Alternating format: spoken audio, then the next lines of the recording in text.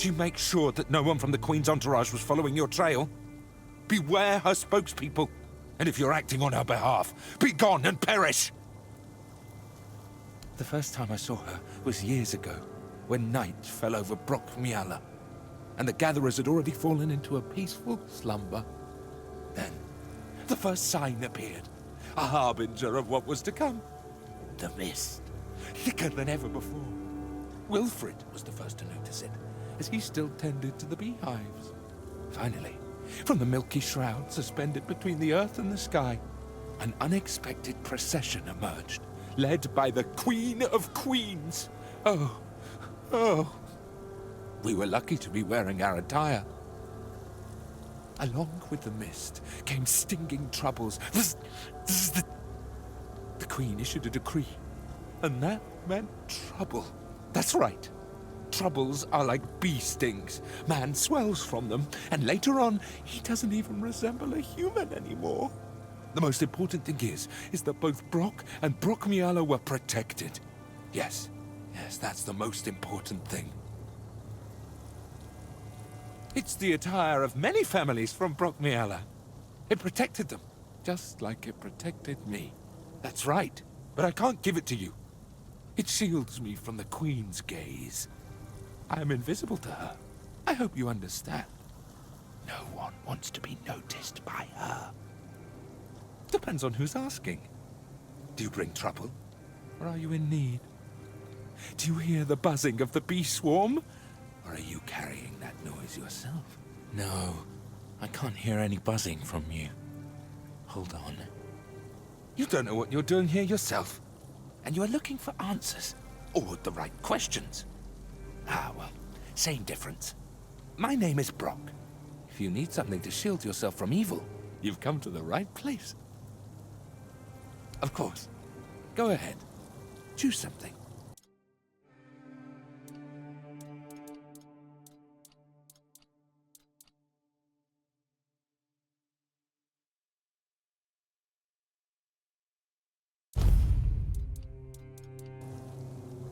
I hope your protective beads won't get much use.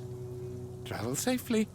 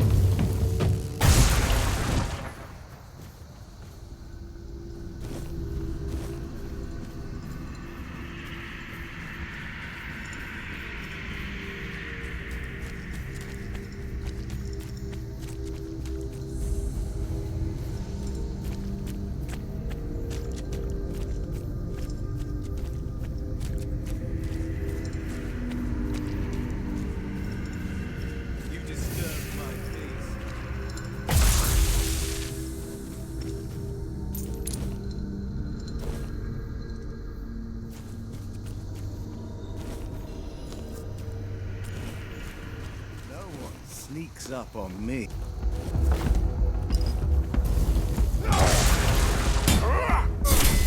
His butt scratch!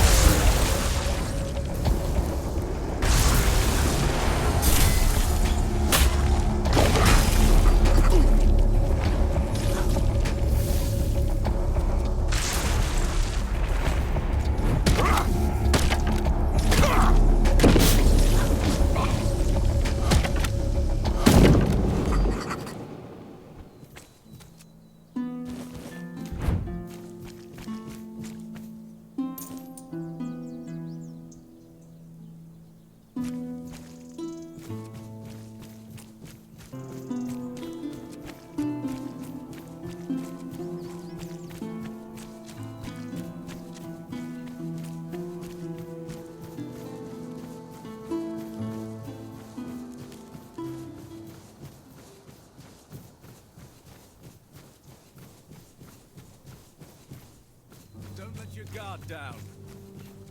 Be prepared for anything. You'll be fertilizing the soil. You're nothing but a peasant.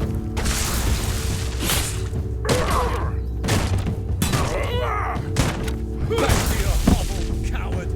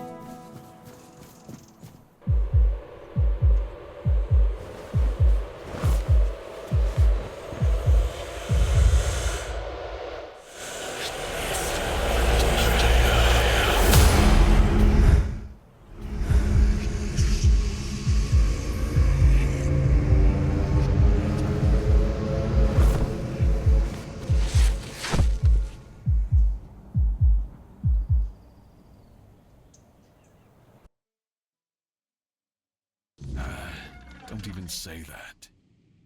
Someone comes, lights the Menhir, and then dies on all watch? People would be at my door with pitchforks.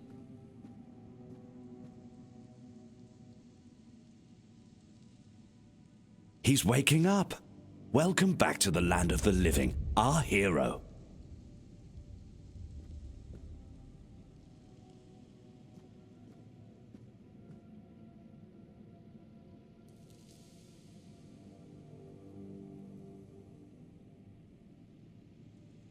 Welcome to my home.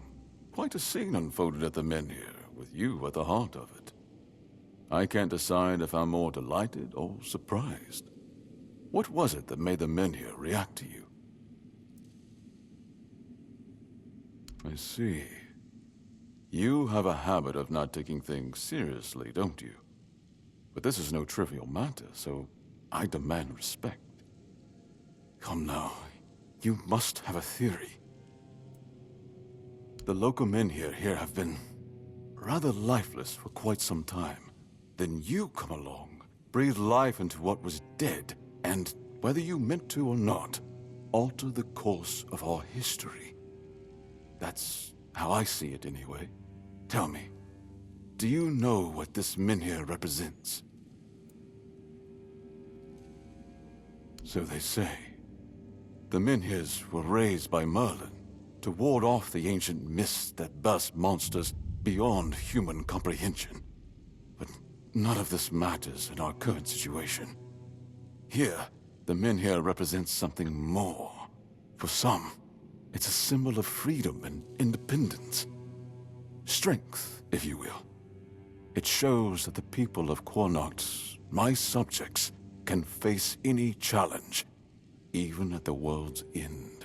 And for others, like our guest from Camelot, whom I'm sure you've seen, it's a symbol of power. Power once granted by King Arthur, and therefore by Camelot.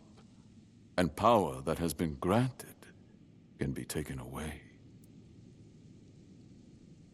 Officially, they say they want to gather all the Menhir scattered across Avalon, set them around Camelot, and bring people there to ensure their safety. That is, if they can figure out how to restore the power of the Menhirs. I don't think we know each other well enough to speak on unofficial terms. I'm well aware. And now we're also facing an outbreak of the Red Death, which will no doubt influence Camelot's decision on whether to offer my people shelter. But with the Menhir reignited, the people of Cuanacht will be even less willing to give up and go to Camelot.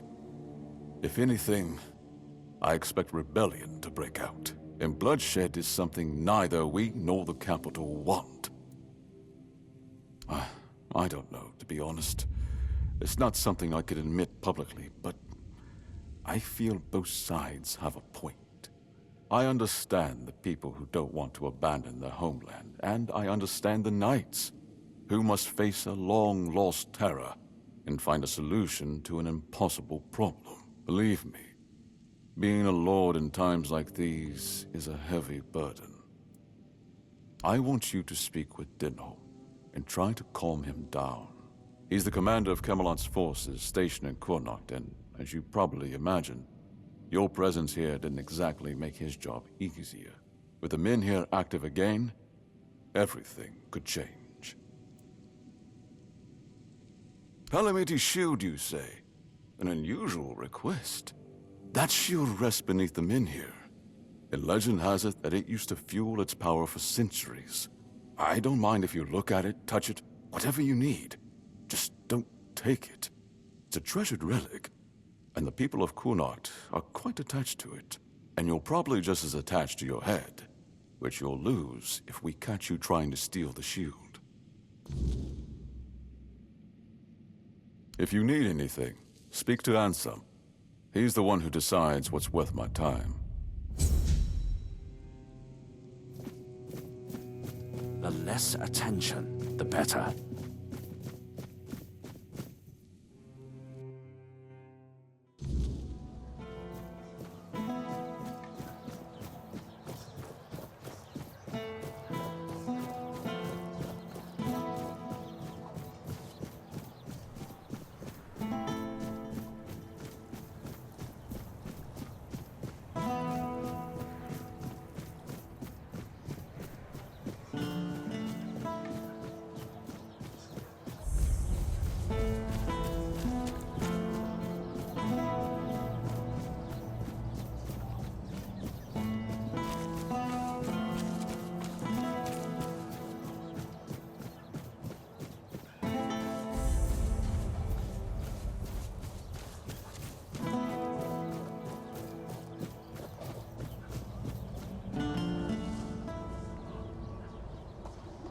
This is my shield, but there's no part of my soul inside. We need to look somewhere else. But I can feel the missing part. Close. Maybe it's the Menhir. Maybe it needs something from us.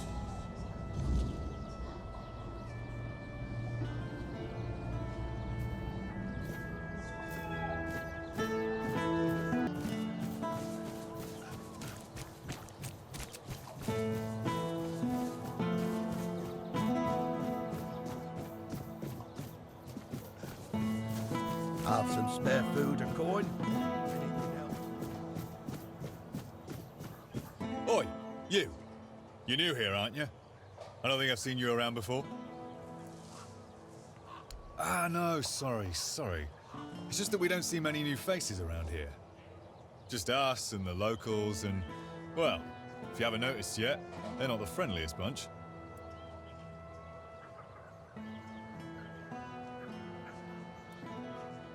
Ha! You've seen nothing yet. They'd spit right in our eyes if they weren't afraid for their hides. We're here for their own good, but they just refuse to understand that. It's not like I don't have better things to do with my life. I've got a pregnant wife waiting for me at home, and they won't even let me buy a book for her.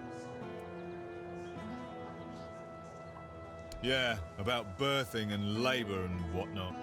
It's going to be our first, you see, so my wife's worried sick.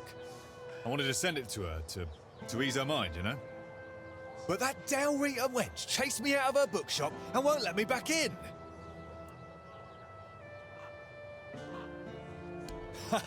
I know, right? And here I thought I'd seen everything. I was sure they didn't even know how to read. Anyway, Vrel seems to hate my guts. Ugh, because she hates Camelotians. Why else? I mean, I know the folks ain't exactly happy about us being here, but Vrel? She's Dalrita. They're taught to hate us from birth. That's all there is to it. Well, could you? I'd be really grateful. Just don't tell her it's for me. She won't sell it to you otherwise. Please, I'll pay you back. I'll even throw in something extra. Please, for my wife. Oh, thank you. You're a lifesaver.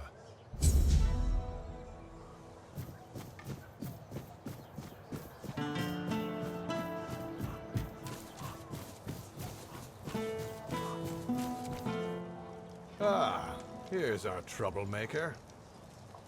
You've really caused a stir around here with that spectacle in front of the Menhir. I had everything in order. The cart was ready, and people were all set to move to Camelot. But now, you appear out of nowhere, and suddenly a dying pile of stones lights up like a bonfire. That's bad. That's very bad. Firstly, because now I have to write yet another report to Camelot that we're going to be late, and that they need to send us even more supplies. Secondly, you've somehow reignited the Menhir, and this has reignited people's hopes that they can stay. And that's dangerous. And before you ask why it's dangerous, take a look around town. The recent Red Death outbreak took its toll, and I'm pretty sure things are just going to get worse and worse. But you should be thankful to them. Their hopes are the only reason we haven't locked you up for sabotaging our initiative.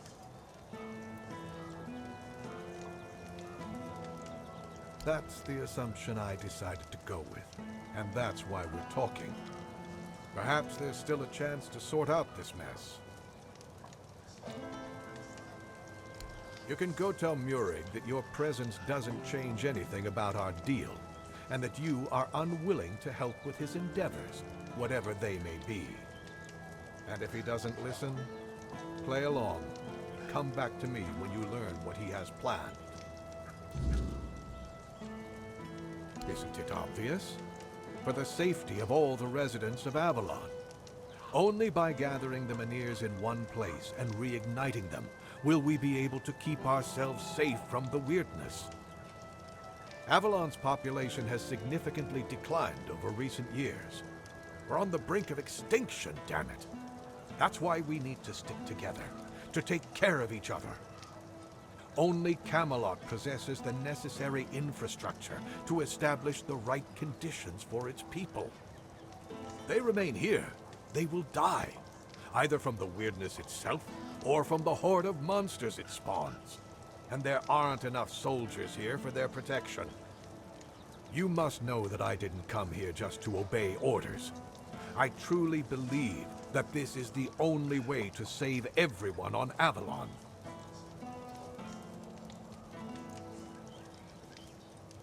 Then at the very least, we'll have bought some time for those wiser than us to think of an alternative solution.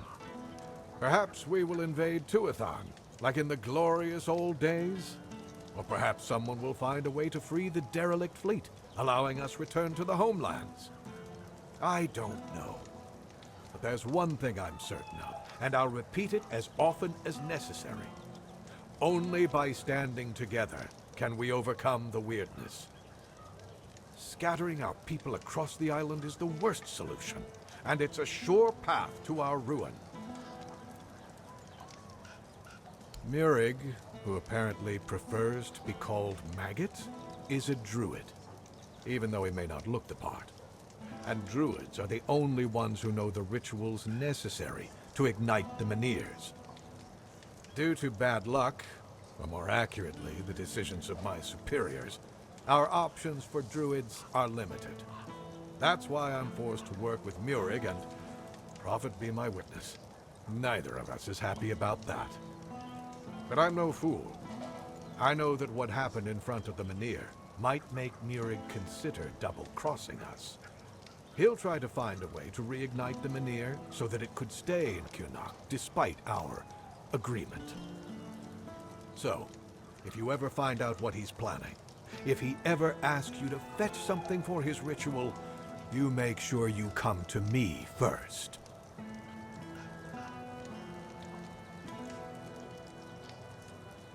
I'll await your return.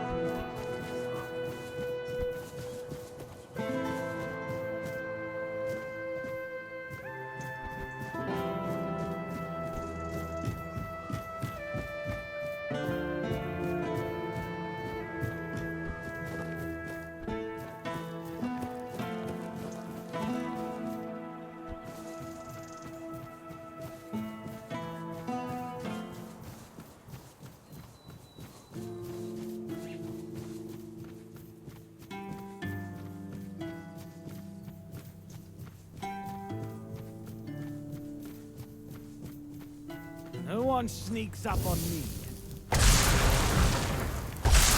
Show me what you are made of.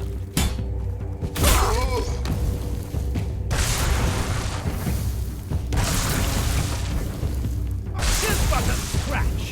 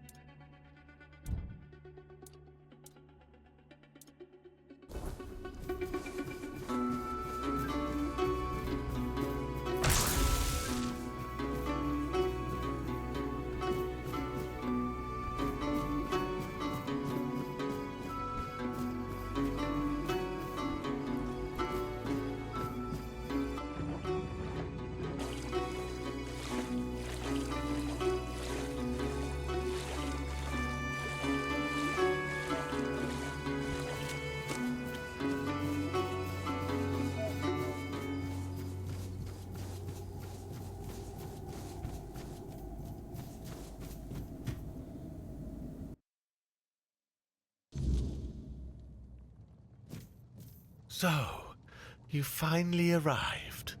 Or is it the two of you? It's a pleasure to meet you. Call me Maggot. I don't like that other name Denholm and his men insist on using. I don't know, and that bothers me a lot. But I sense something lurking inside you. Something quite terrifying, I must say. All I'm sure of is that you've been exposed to vast quantities of the weirdness and survived. And that's rare. Let's say I have certain skills when it comes to magic. Yes, the Menhir. It responded to your presence. It reacted to you. And that's unusual. It means big changes are coming to our small Cuanacht. Do you know why all those Camelot troops are here? That's right. Unfortunately, they believe that by gathering all the dying Menhirs and placing them around Camelot, they'll stand a fighting chance against the oncoming weirdness.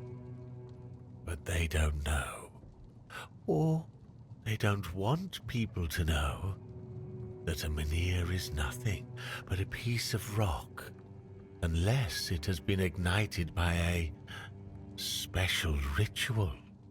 And if they were ignited once, they can be rekindled again. You see where I'm going with this?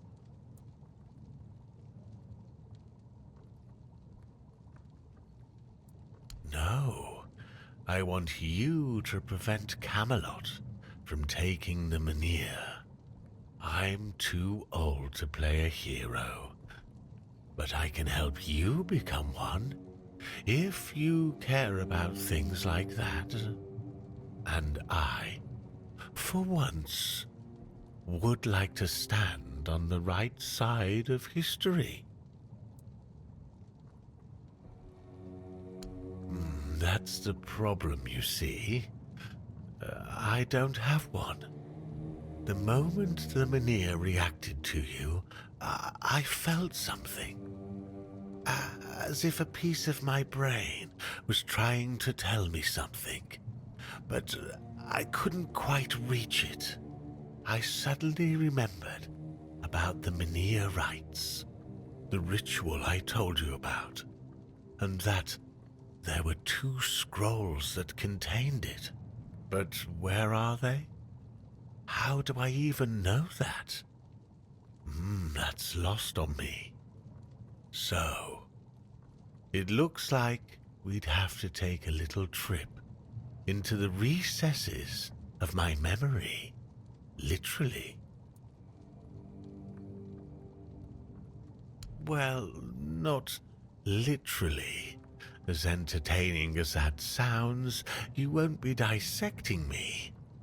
I'm talking about a journey into the subconscious, not an anatomy lesson. Just a bit of mushroom potion and poof, you're on your way. Safest option we've got, relatively speaking.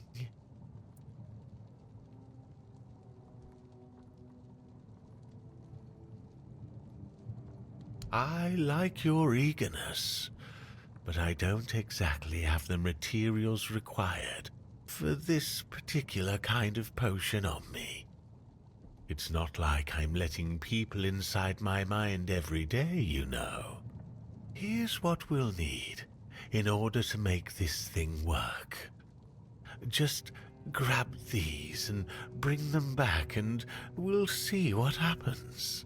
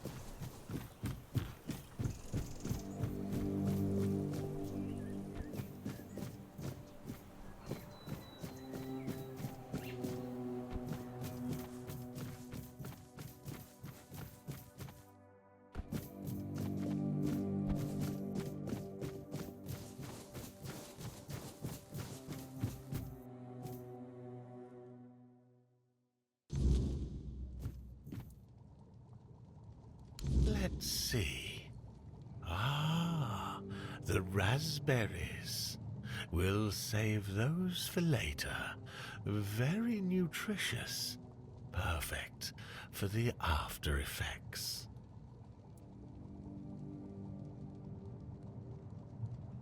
Nutrition is key, my brave friend. I'll make jam so delicious, it'll knock your boots off. You'll thank me later. Wait and see. Now, it's time for us to embark on this shared journey into the self. See you on the other side.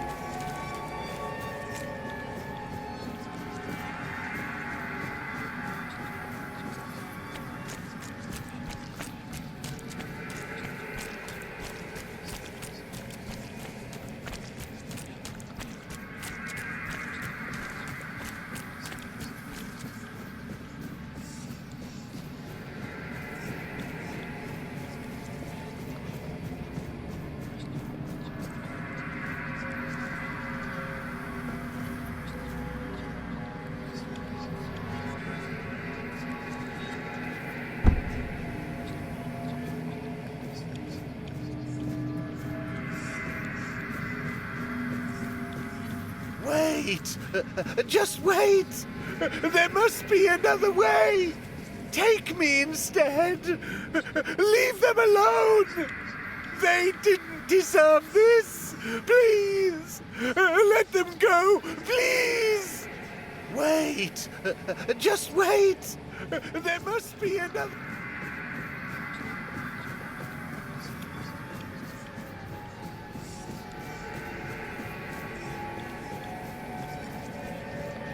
Oh, the king himself! I am unworthy. Oh, forgive me. How wretched I am. Yes, maggot.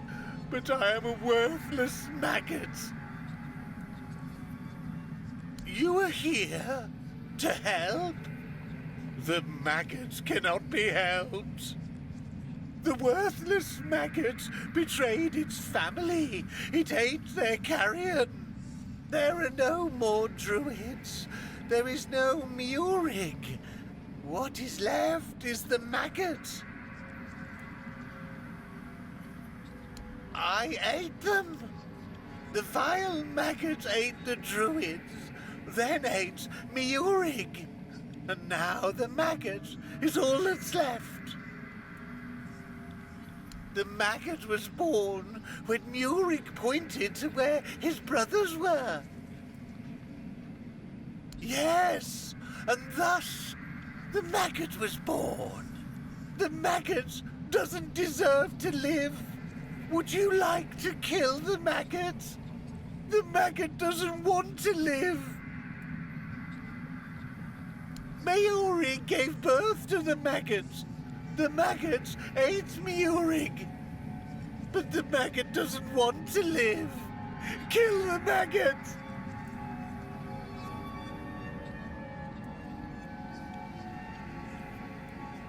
The maggot won't fight you. Kill the maggot!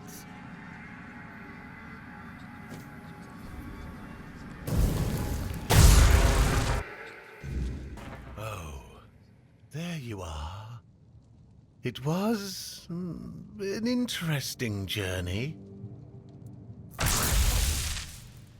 That was you? I was sure I was getting killed by King Arthur himself. It seemed strange that he was there, but my ability to speak seemed very limited. I felt that I wanted to die, which was nothing new, to be honest, but at the same time, I didn't. I put my trust in the king. Now, perhaps I should be grateful, and yet I feel like something inside me has died. Something important.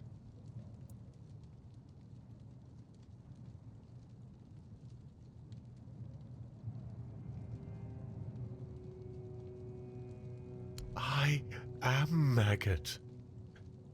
Murig died alongside his brothers. Please, I don't want to talk about this anymore.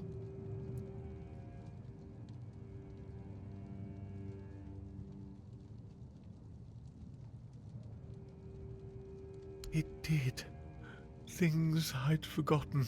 Things I didn't know I knew. It's not a scroll. It's a tablet, split in two.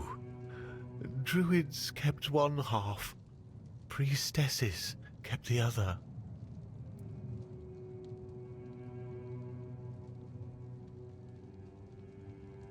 The Druid half.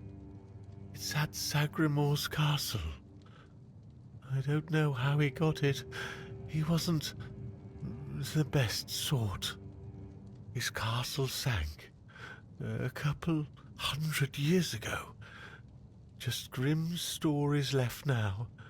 But my master etched his name in my mind. It has to be there.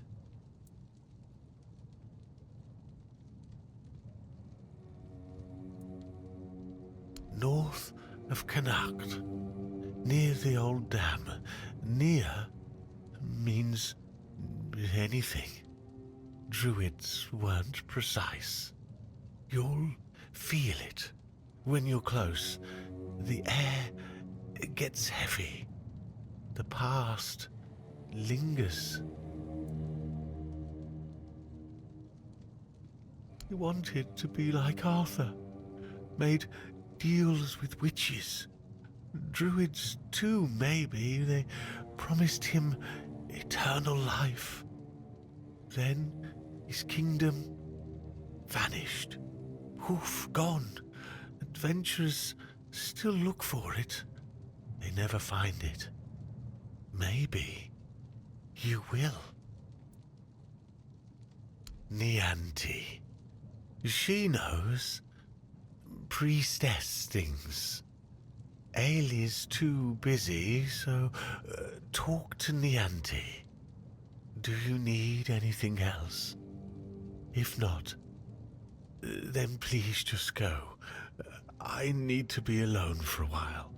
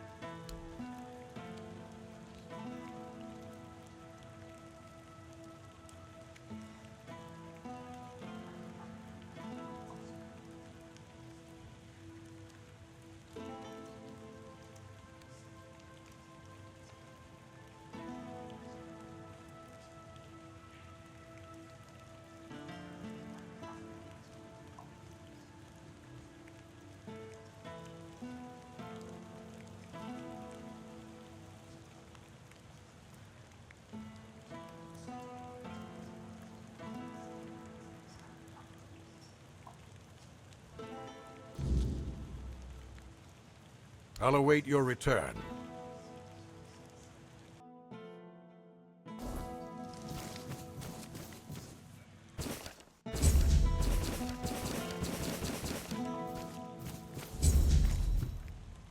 I'll await your...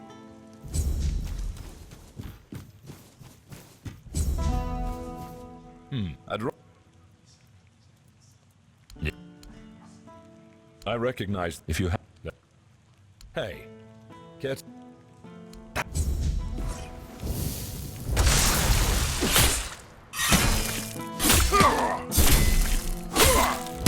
Now we're talking.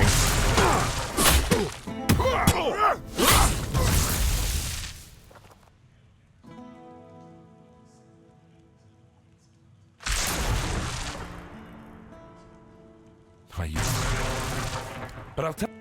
X.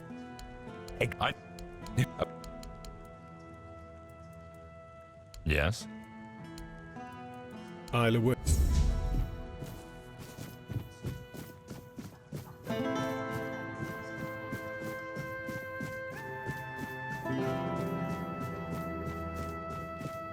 Have some spare food or coin?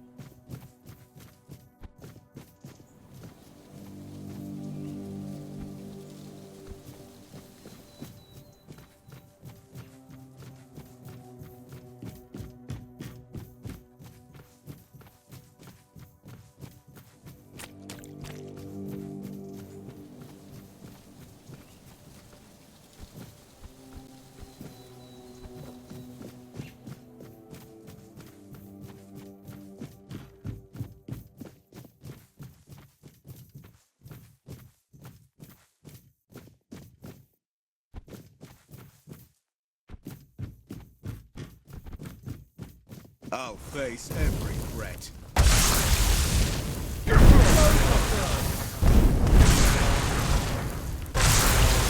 You'll fall from my sword! Back to...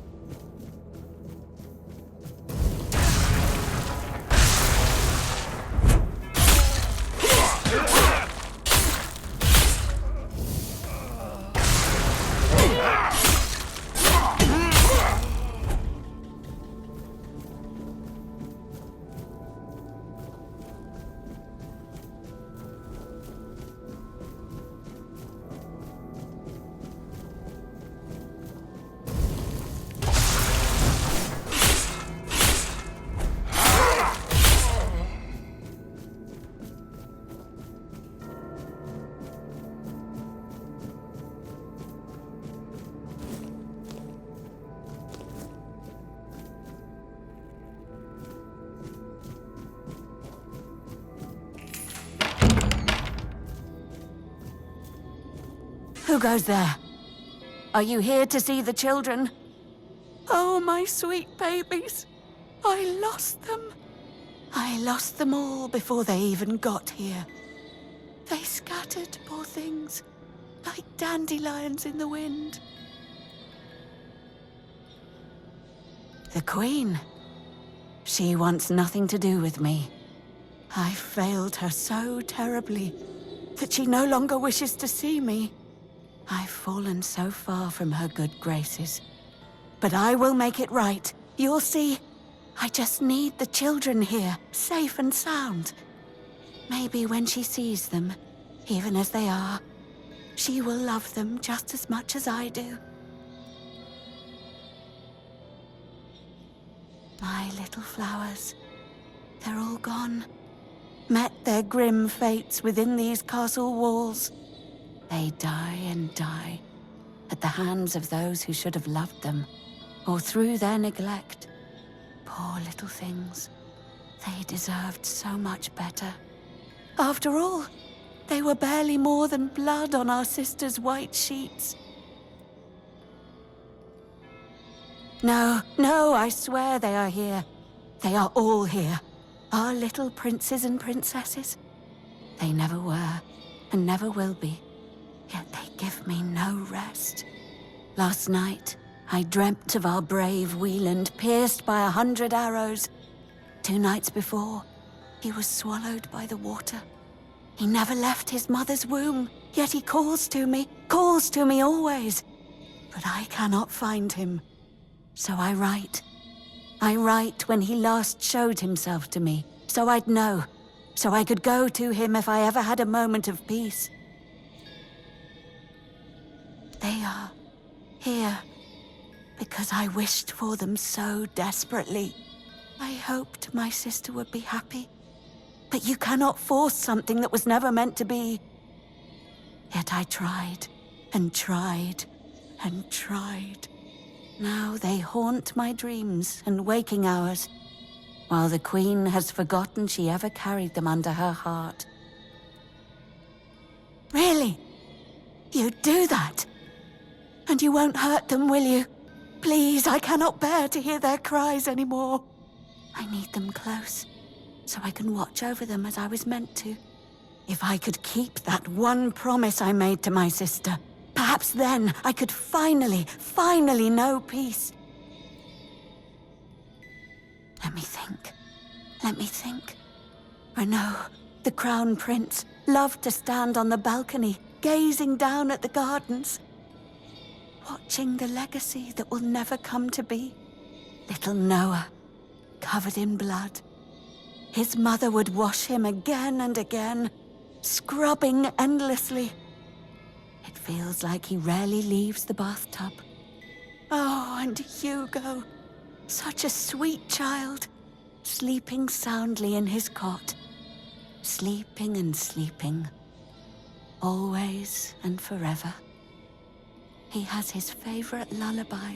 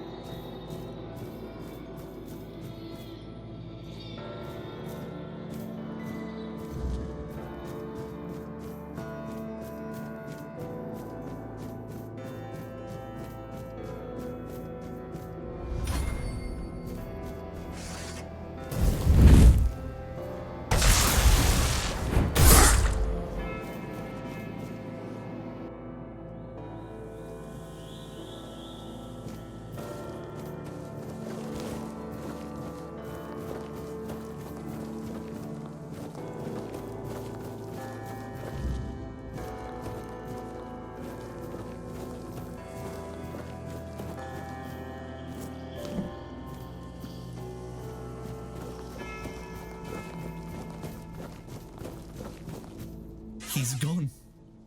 Young Prince Renaud. Oh, by the gods, lost for good this time. The midwife will wring my neck with her bare hands. I can't. No, I won't go back to her like this. And the Queen, she'll do worse. Much worse. Have you ever seen her angry? Hopefully not. Oh, yes, of course. Straight into the void. He stood there for a long while, just staring into the well. And then he was gone. He just stepped in like it was the most natural thing in the world. Oh, surely you don't mean to. Oh, may the gods watch over you. Or, no, wait. Better they don't look upon someone heading into a place like that. They might feel disgusted. But I wish you luck. Remember, everything you do is being judged.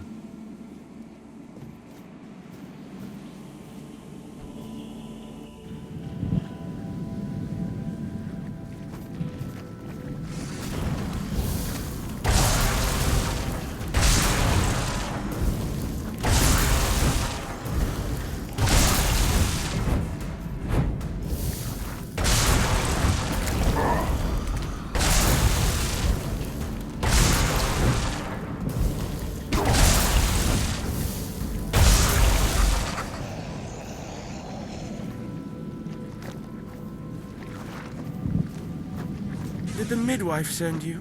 Or was it that coward who's supposed to be keeping me under their heel? The firstborn of the king and queen. A proper little princeling.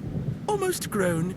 Though life has never tested me thanks to the comfort I was raised in. Which is why I'm full of whims. Why I think only of trivialities. Why I'm just a gilded youth, unable to appreciate what I have. I won't bother listing every one of my vices. Don't take it personally. You're not that special. Nobody is. I just wanted you to leave me alone. But as always, Everything in this house proves hopelessly useless. Any form of service, flawed and feeble. They lack competence. Next time, I'll find a deeper despair and an emptier void to hide in. Mother won't be pleased with how miserably the court servants perform their duties. She never handled disobedience well. Well then, we can skip pedagogical lectures, as I know you'll force me to return at the end. And later, I'll try to run away again. Spare yourself the trouble. You don't have to drag me by the hand, I know the way back. The Queen's little lapdog. Phew.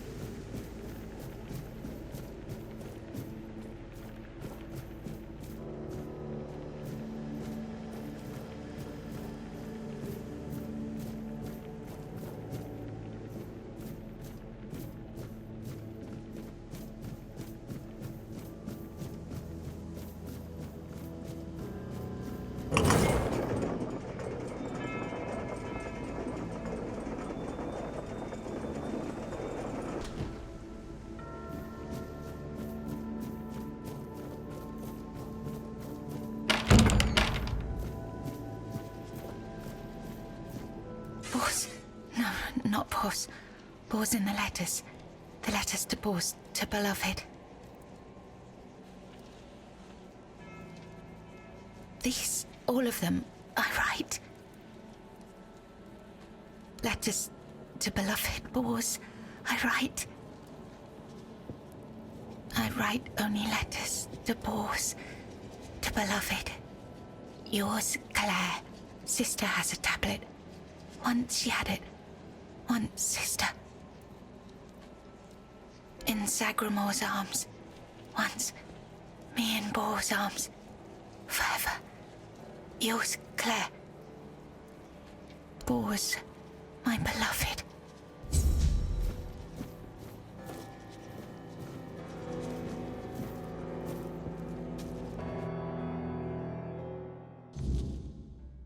Once upon a time, there lived a young maiden named Claire. She had 2 sisters, and together they resided in a resplendent castle within a land untouched by the cruelty of time. In this unchanging realm, there was neither the sorrow of endings nor the joy of beginnings. No sunrises, no sunsets, and no seasons to mark the days. Such was the design of the eldest sister, whose insatiable hunger for control bound the kingdom in eternal stillness.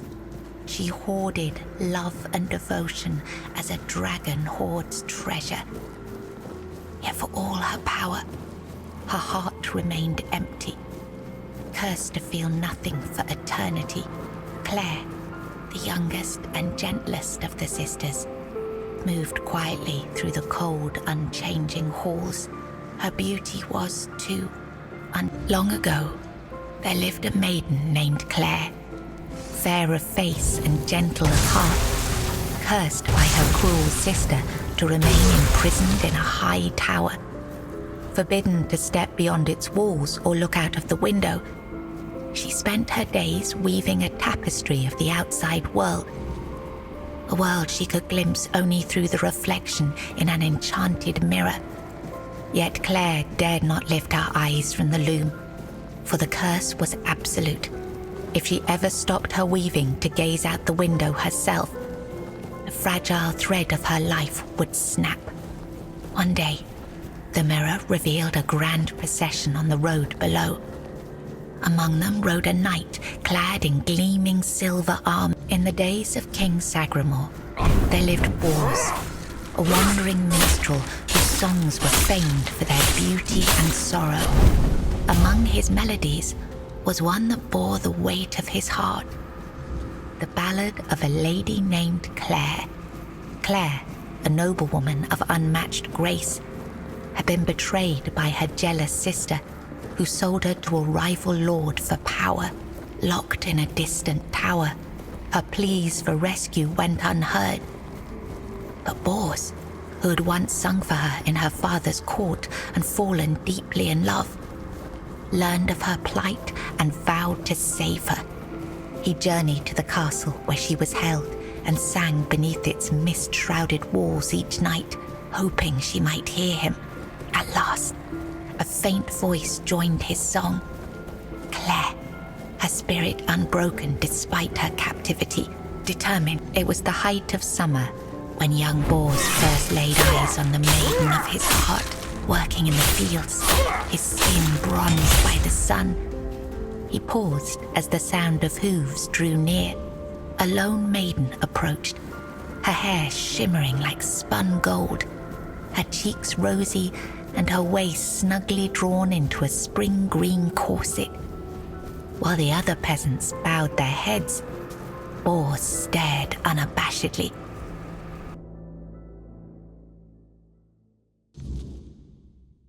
Sensing his gaze, the maiden turned sharply, startling her steed. The horse reared and she tumbled from... I was writing something important. Do you know what it was?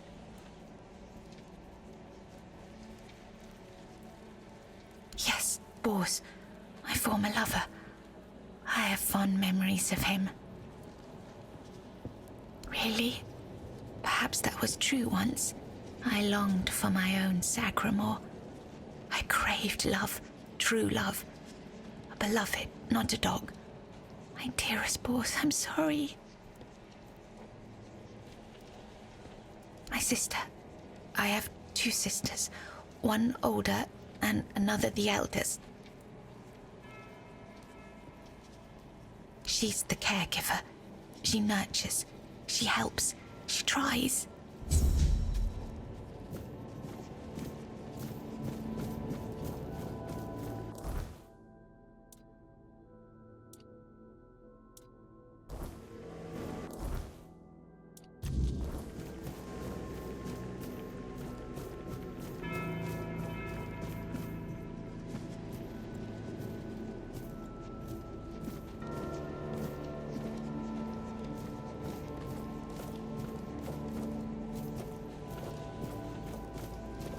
I was right. Here. Strange. Enough. I was right. Enough. She sees all.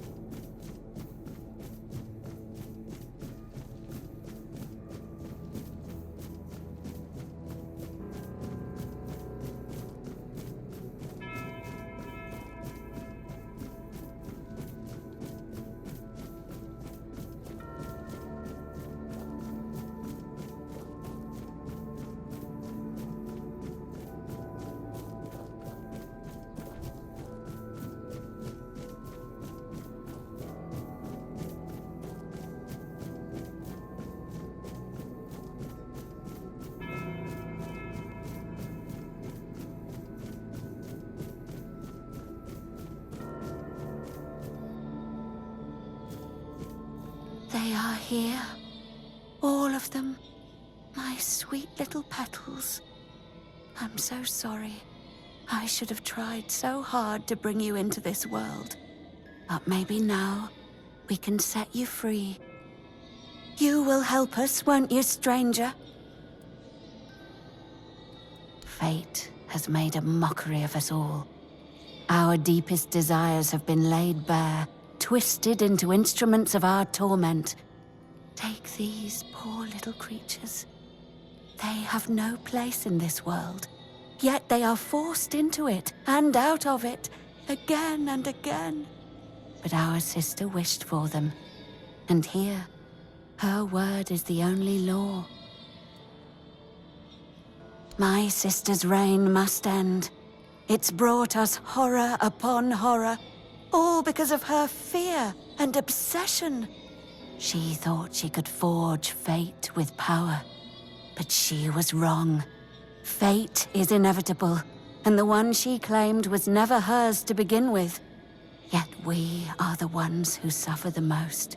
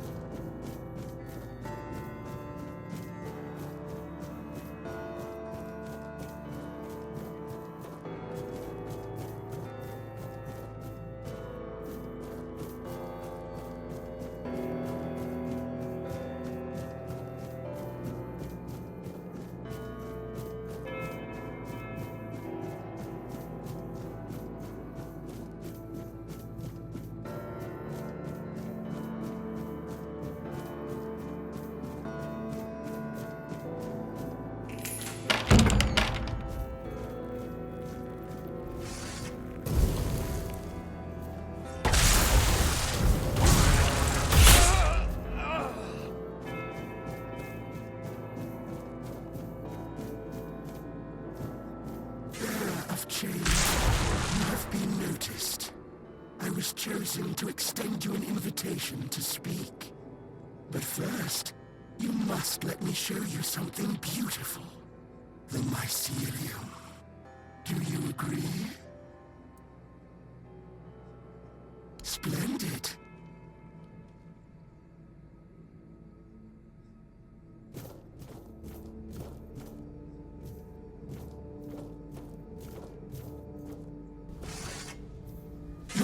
arrival brings me joy. It means this place might have a better future. Welcome. The true natural order, balance, death and life. We have lived together since the dawn of time.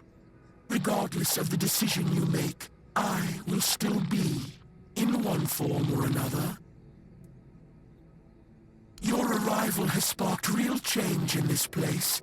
For the first time in centuries, I have no doubt this change will only deepen. But I want you to understand what you will bring about. The curse of this place will be lifted. However, with its disappearance, all the inhabitants of this place will die, against their will. There is, however, an alternative. You will go to my home, the place that is my core, and you will take a part of me. When the time is right, you will place me within the body of the unfulfilled King Sagramor. I will take control of this place through the bodies of the royal couple. This is the only way it can be done. The king and queen are inextricably linked to the origin, the present, and the potential future of this place. They must have a part in this. My growth will be slow, but eventually I will encompass everyone. The new kingdom will be a common good.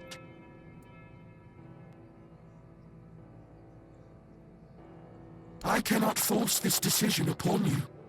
I am not able to threaten you, nor do I wish to. But after you complete your task, this place will die with all its inhabitants. That is all. No more, no less. So then, what is your choice? There will be no other opportunity for this conversation. I don't want to strain Sir Stegander's body for too long. Wonderful. When the moment comes, plant us within the king's breast. Let him finally rest. We shall take this place.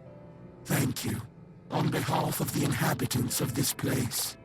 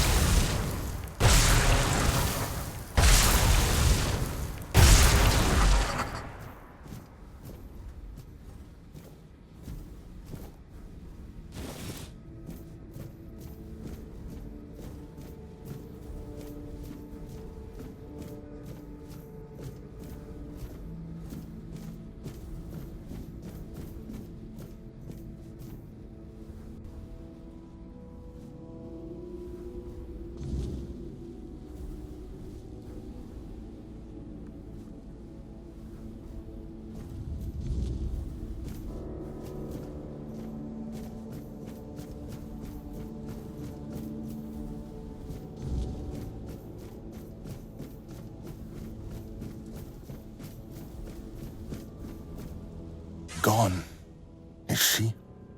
Gone from one eternity straight into another. Oh, how I wish we'd had one more day. A proper one. Marked by the sun setting on us forever. Once, I dreaded it. The relentless passage of time. And now, all that's left is tomorrow, and tomorrow, and tomorrow. And all our yesterdays have lighted fools, the way to dusty death.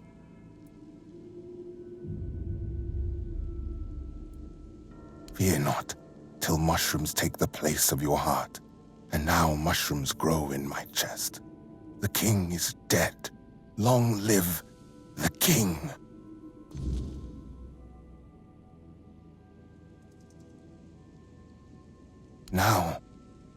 Now it all ends. The lofty dream, the endless torment, and the fruits of our vanity. What we leave behind is a monument to our own foolishness. There will be no legends told of this place, for it is a tale told by an idiot, full of sound and fury, signifying nothing. And this is for you, the reason for your visit to this cursed court. You may leave now. Your audience is over.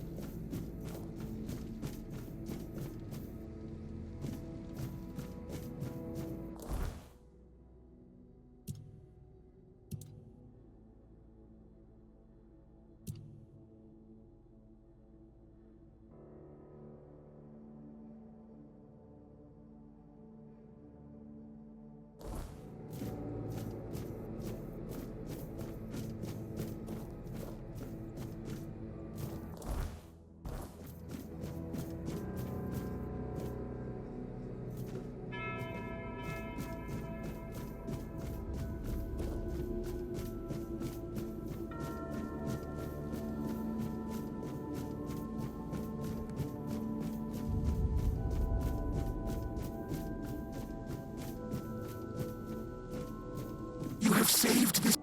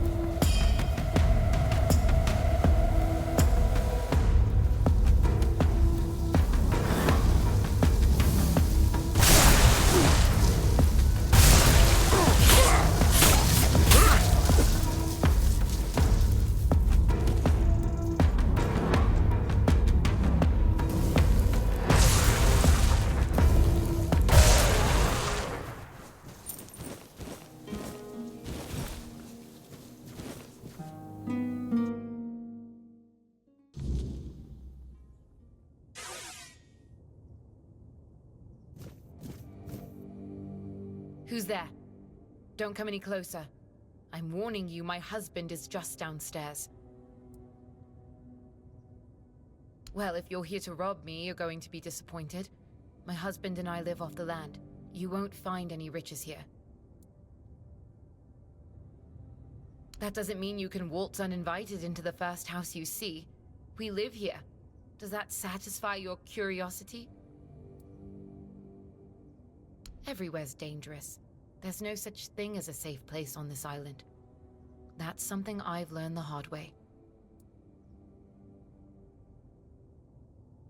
Yes, one I do not tell to strangers who break into my house.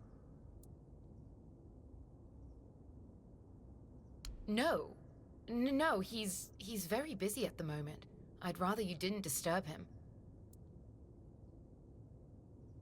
Then please leave, before my husband catches you here.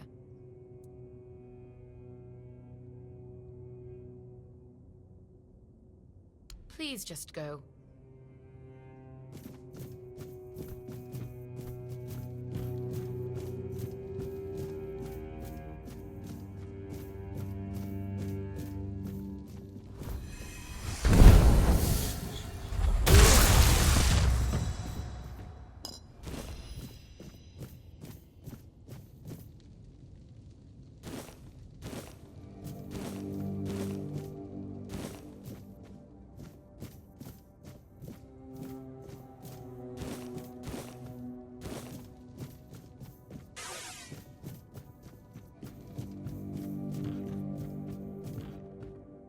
Oh no.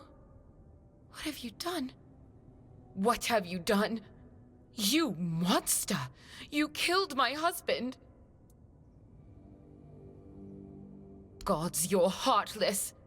What kind of monster would bring me fresh berries every day for our morning porridge? My husband was kind, gentle, and caring. And you expect me to thank you for killing him? You're sick! He wasn't impersonating anyone. That was my husband. I'm blind, not stupid. I know who lives in my house. He's not a creature. Don't call him that. He was my beloved. The answer to my prayers. When he showed up, it felt like the gods had finally decided to right the wrong they committed by putting Broden in my path. I finally had a husband who never touched me in a way I didn't want, who never beat me so hard I couldn't get up from the floor. Someone who cherished and cared for me, and whom I could cherish and care for in return. For the first time in my life, I was happy to be a wife. And you took that from me. So what? I may not be able to see, but I know that he was beautiful. I was happy. We were happy. Nothing else matters.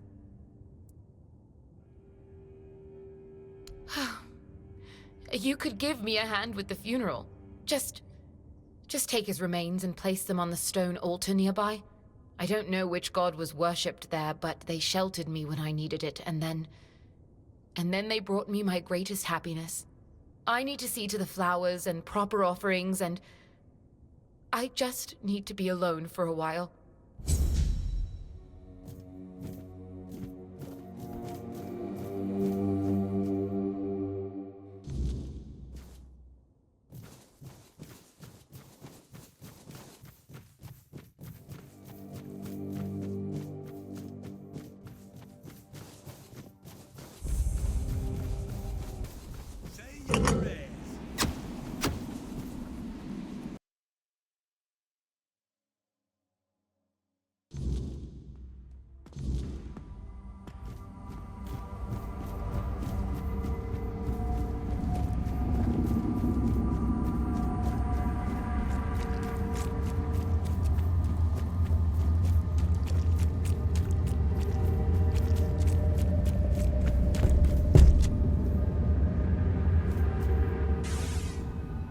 Finally, someone showed up. Listen, you've got to help me get out of this place. I've been stuck here for what feels like ages. Ah, right. My name's Brodin, and this is my house.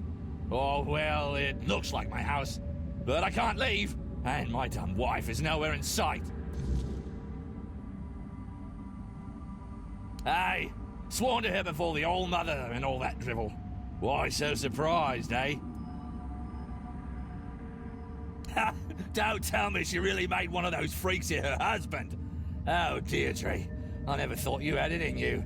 Of all the lessons I taught her, I never thought that would be the one to stick. Ah, it doesn't matter now. Good of you to get rid of that thing. You just put it out of its misery. Deirdre's deranged. She's spiteful and mean-spirited. Nobody could be happy with her. She makes it impossible. That beast stayed close to her because it had no choice. I've been here long enough to know how these things work. If a deal is made, it can't be unmade. I've always told her, like coals to like. We're not that different, regardless of what she claims. Of course she didn't. She always loved playing the victim. The poor little abused blind girl. Exchanging her rightful husband for a beast slave probably doesn't seem as appealing as the fantastic love story she's concocted in her mind. I'm sure my loving wife had something to do with that. You see, one evening I went out to get some wood and saw a strange light. All of a sudden, a creature attacked me. I tried to fight it off, but I just can't remember what happened next. I must have passed out. When I woke up, I was here. According to them, I cannot leave. Ever. But now that you're here, and that thing that attacked me is back there as well, you could try killing it, and then we'd both be free. What about her? She's still my lawfully wedded wife. I vowed before the gods to take care of her, and I will, just as I always have. So, what? I deserve to rot here for all bloody eternity as a toy for those things? Just because my demented wife made a stupid wish?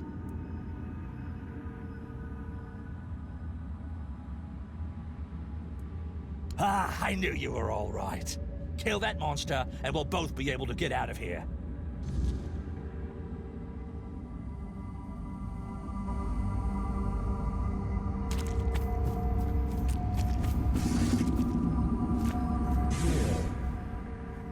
Take. Beloved.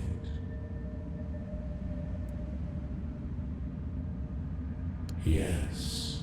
Give. Now go. Hurry.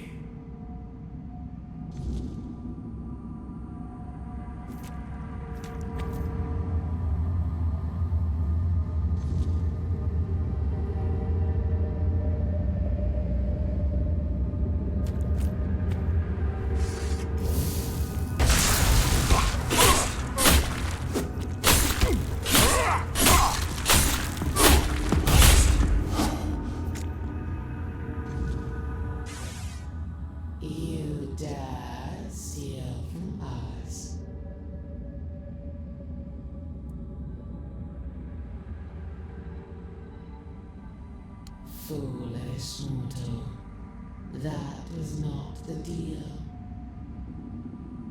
He belongs to us. A deal once made cannot be unmade. Now be gone.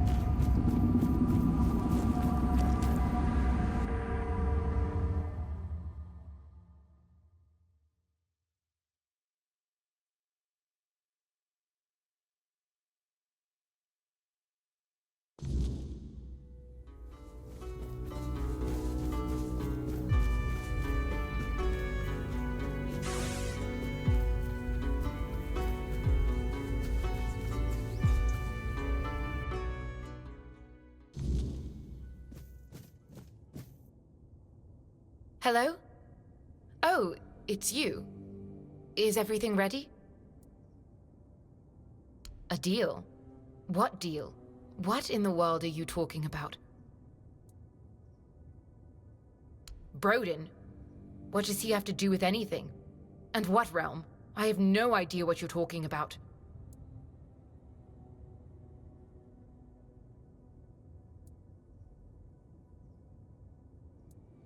Oh, this feels just like... It feels like my beloved. So he's alive? You didn't kill him? Please, tell me everything. Broden, what does he have to do with anything?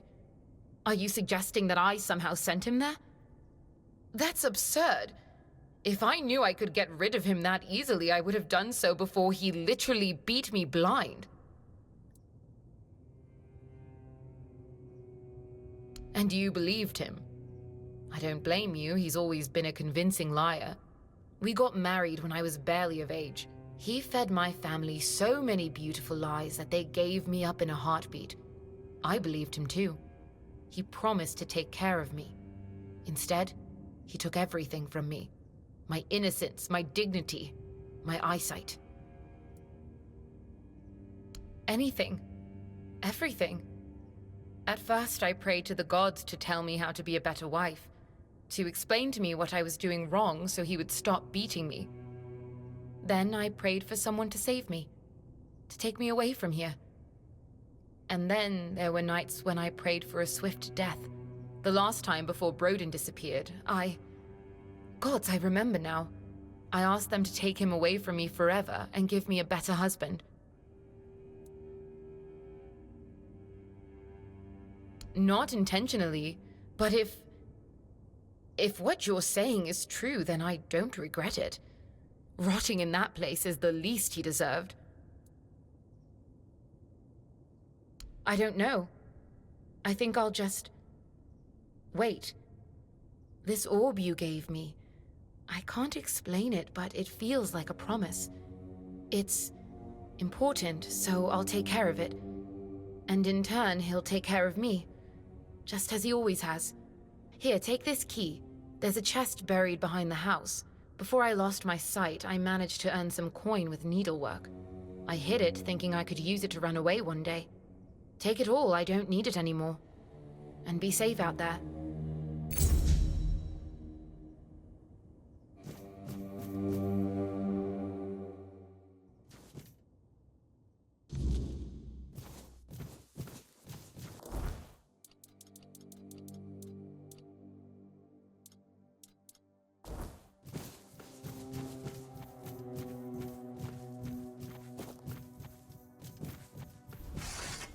Watch your backs.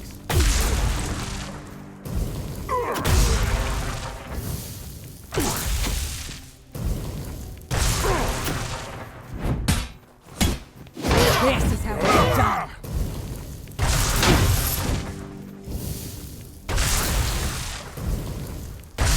The wealth is ours.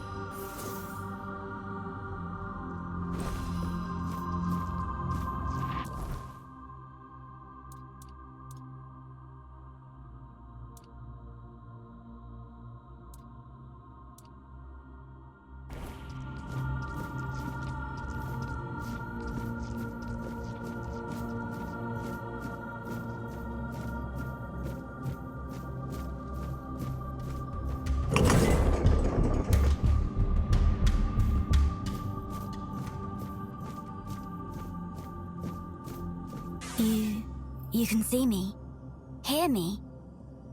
How strange. That's not how it's meant to be. I decide who sees, who hears, yet here you are, unbidden. Why? An offering upon the altar of the All-Mother, sacrificed and brought back before Her Majesty. I gave her my life, expecting nothing in return. And I received her highest grace. But what are you, I wonder? That you've broken the rules of my domain. Perhaps the Mother sent you, or perhaps you've come to tear my purpose apart. I am Laurelia. Do you know my title? I am the Herald of the All-Mother, her voice. And all who heed her voice shall receive grace, while those who defy her shall perish. You will carry out her will fervently, won't you? I dreamed of her since I was little, almost every night. Sometimes even during the day.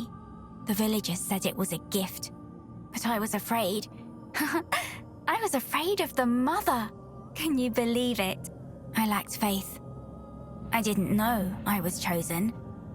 I resisted serving in the temple. How silly I was.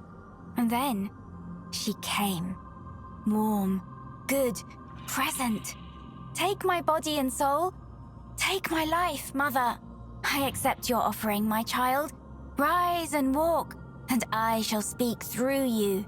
Be my voice.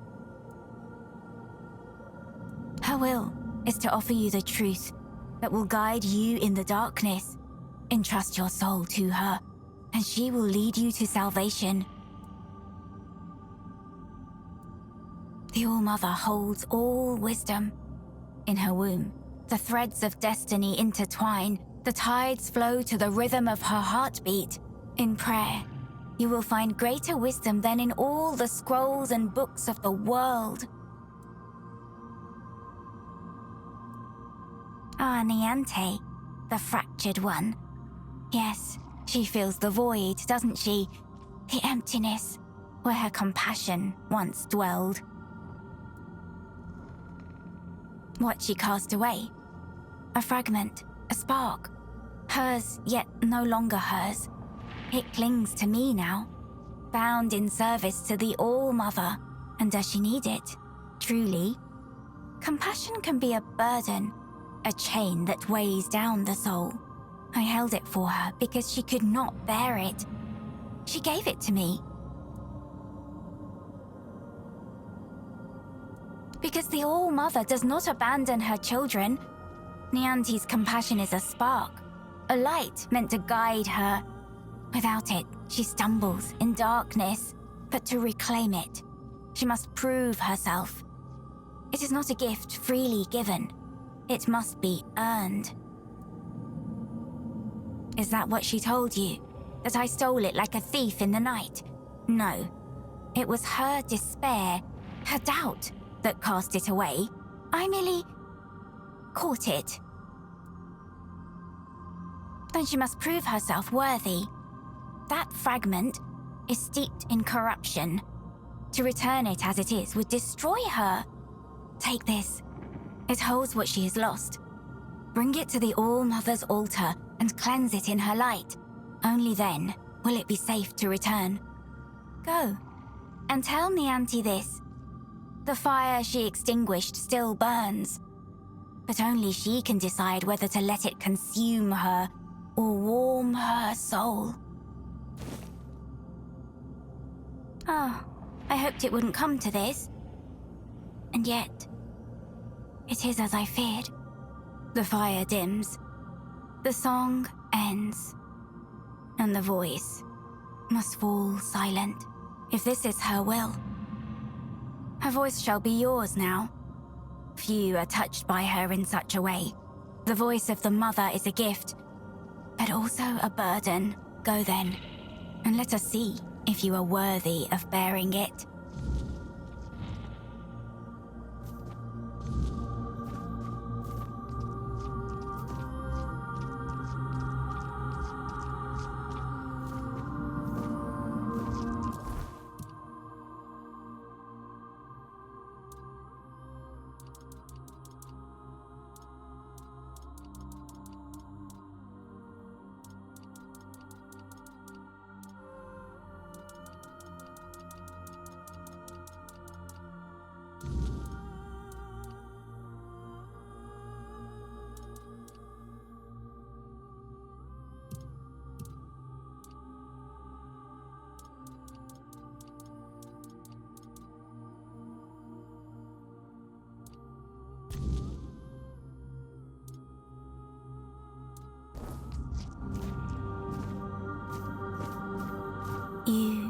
You can. That's not how it's meant to be. I decide who sees.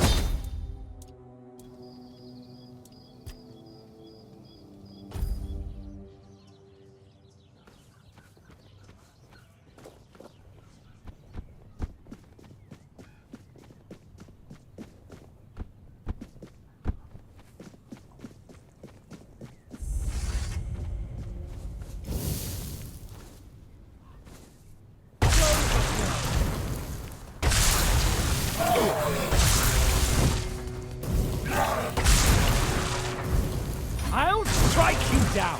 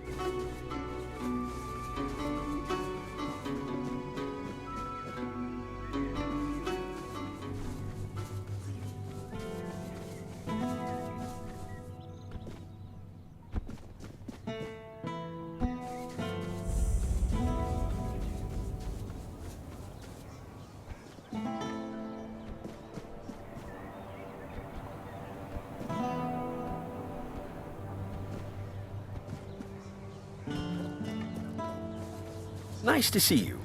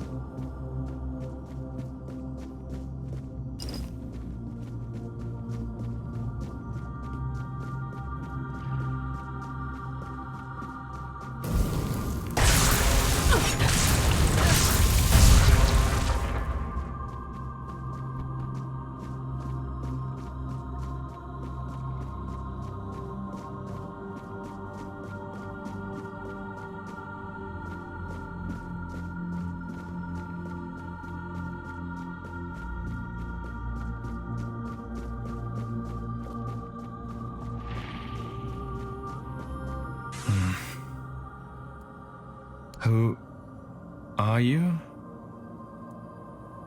Let us pray together. Oh, you have no shell. No shell. Where, then, have you misplaced your wings? I do not know where you should search, but the priestesses may know. Ask them. I came here only to ask the All-Mother when my shell will fall, when I will be able to see my wings and rise above this land. The descent of divinity. The All-Mother has graced us. I came here only to ask. Shell. Wings. The shell. A gift sent by the All-Mother. A gift that one day will fall away. And when that day comes, I will be able to unfold another gift. Wings. They will let me fly away when the dawn of the end comes. All-Mother, show us a person or something that will make us feel purpose. All-Mother, make your presence with us even stronger, even more. Lift from our shoulders and backs the burden that is loneliness. All-Mother, I make this plea for myself as well. When the time of decline comes, let me shed my burden, so that I may spread the wings you bestowed upon me. Would you like to add something? Yes. Prayer is everything. Everything.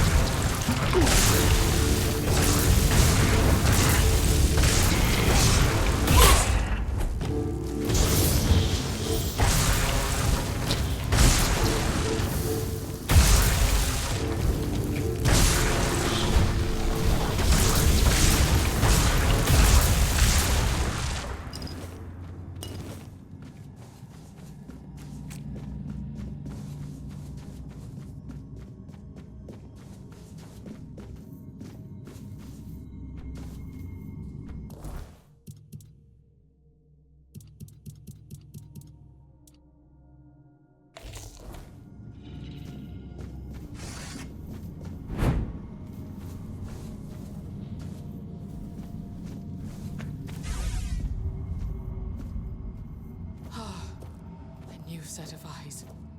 And how hateful they are. Would you close them for me, please? Could you grant me a tiny scrap of mercy?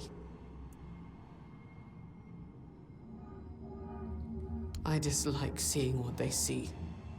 There is something about you that reminds me of Mother. She sees everything. And when she allows, I see it all too.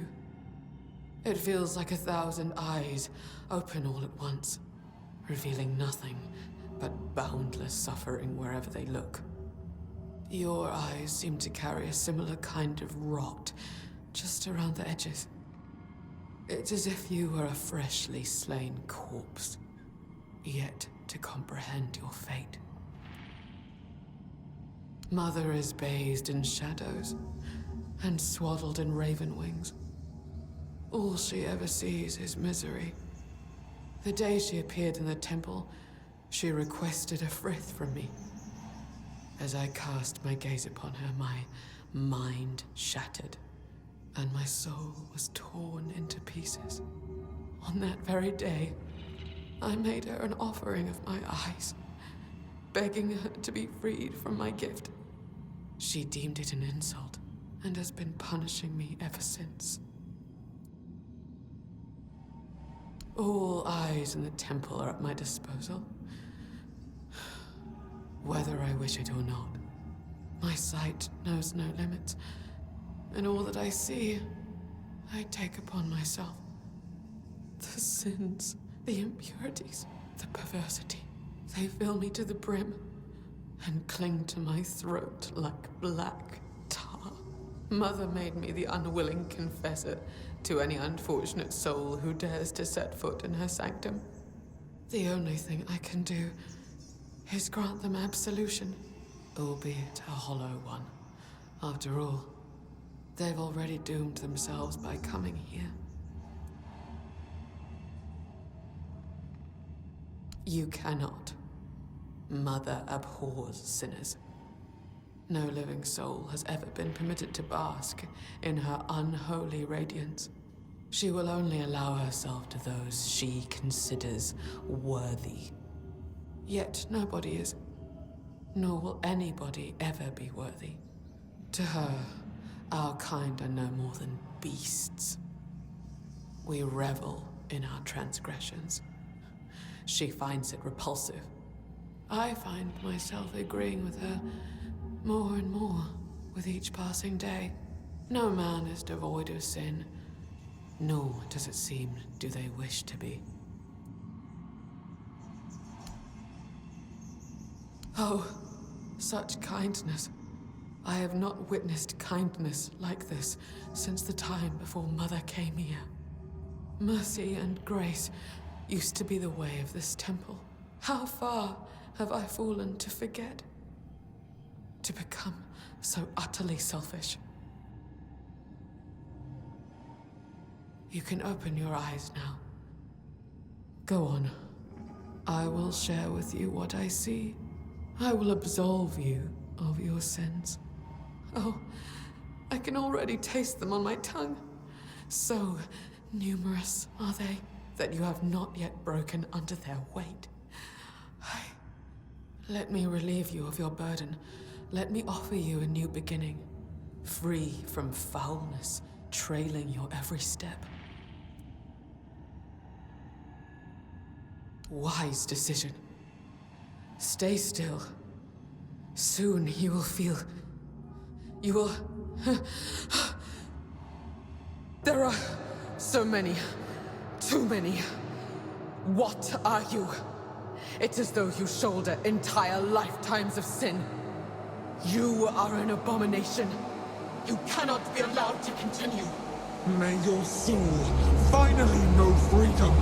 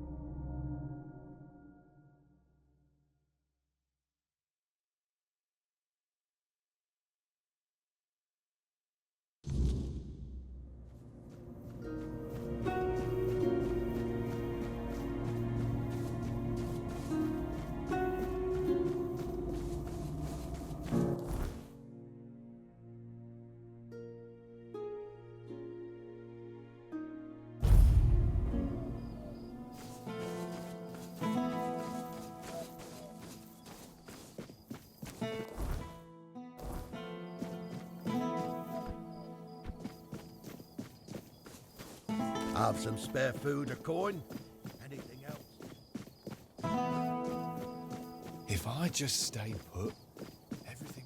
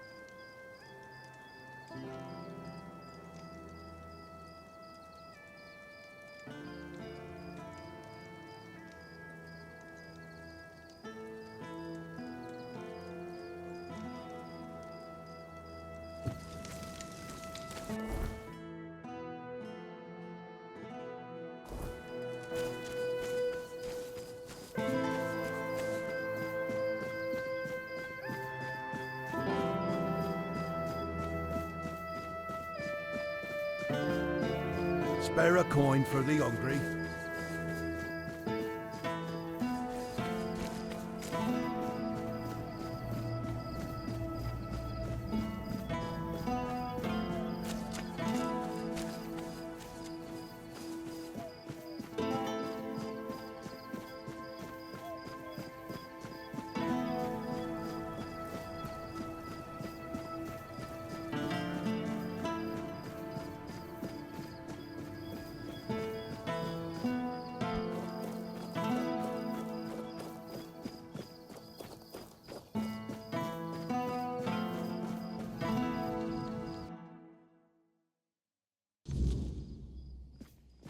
If I just stay put, everything will be just fine. It's over, Lord Yvain. The time has come to take the Menhir to Camelot. If you care for your people, prove it. The Menhir is fading, and there's no way to reignite it. You know perfectly well that this is the only option.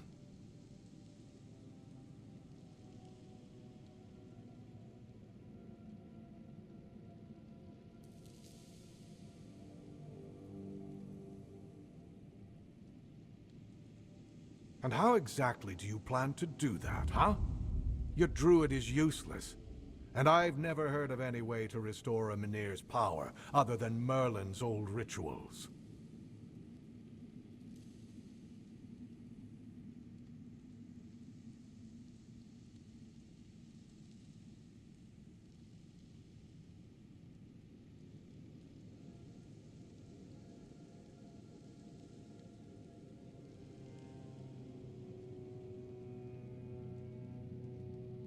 What?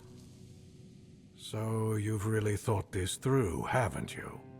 But hear this. If the Menhir's power is completely depleted, we'll have no choice but to leave for Camelot. Protecting the lives of Camelot's subjects takes precedence over any holy mission. That's King Arthur's decree.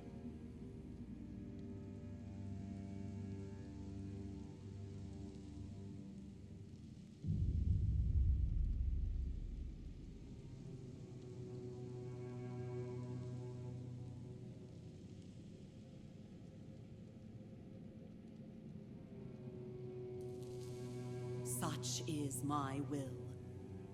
Well, if that is the will of the Lord of Cuanacht, then Camelot will have no choice but to acknowledge it. I'll report this to command. They're in for a surprise. Stay and see if you can talk some sense into him. If he's set on this expedition, well, if he's so eager to die, I won't stand in his way. I'm sorry you had to witness that unpleasant exchange. You heard what Denholm said. Camelot won't dare touch the Menhir as long as I lead the expedition for the Holy Grail. Once again, I need your help, and I'm prepared to grant whatever you ask in return.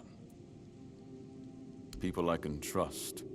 Those prepared to share the burden of this quest for the Grail. I can't command anyone to join me. They must come of their own free will. Otherwise, the expedition is doomed to fail before it even begins. And, as you've likely noticed, I'm not exactly beloved by my subjects. I have no idea, but I also have no other choice. I will find the Grail or die trying. I owe it to my people. Those who still believe I can save their homes and their land. My only regret is that I acted so late. Denholm is right. The Menhir is fading. If we fail to return with the Grail in time, the people of Cuanacht will be forced to leave for Camelot or face death here. I suppose I brought it on myself with my indecision. When Camelot came and began pillaging our resources, I stayed silent. Though I shouldn't have. At the time, I thought I had no choice. If I refused Camelot's forces, I risked bringing war to Cuanacht, but I also couldn't bring myself to order my people to leave outright. You can't live your life trying to balance on the fence. But that's exactly what I did. I hoped everyone would be happy. Now, of course, no one is. I would start by looking among the most trusted and eldest members of our community. Our priestess, Niante, possesses unparalleled talent in healing. Her presence would certainly be invaluable on such a journey. Then there's Urfa, a skilled blacksmith who was once a formidable warrior. If not for the strength of his muscles, the strength of his mind could prove useful. You might also speak with Maggot. Since the two of you have been through so much together, he may not be thrilled by the idea, but I believe his heart is still in the right place. It's hard to say, and that only proves how much I've lost touch with my own people. Even those as respected as these three. Still, try to approach them with kindness. They all have their demons, and I doubt they'll agree to join if they are still tethered by unresolved matters. Thank you. And believe me, the reward you'll receive for your efforts will be priceless. And whether they agree or not, I will set out for the Grail. I will buy more time for Cuanacht. Stay quiet, stay safe. You startled me.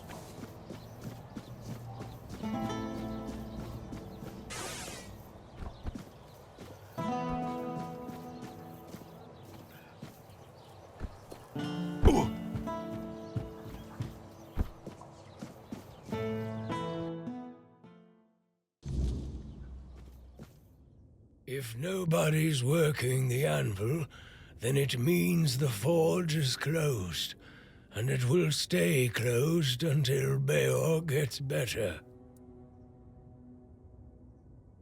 A woman happened. He was chasing after some girl he thought the world of. Almost ended up shuffling right off this mortal coil.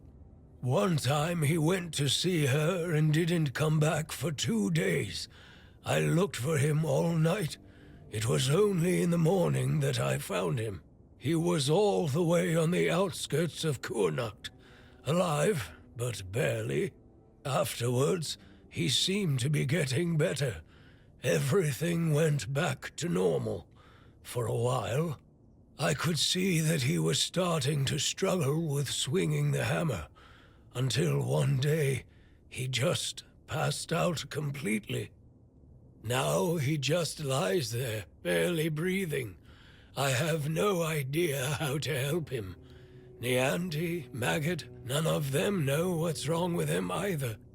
I told him that it's no use chasing after a girl, that she'll come to him if she wants to.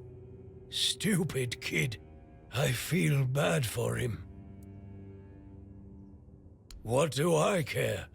Whatever happened there could have been her fault, so excuse me for not running to rescue her. I only know that she wasn't from here. Beor's wound wasn't caused by a mere boar, oh no. Hell knows what happened there. He didn't want to tell me what actually happened, but I know that youngsters in love used to visit this one cave with a spring. It was all hogwash, if you ask me.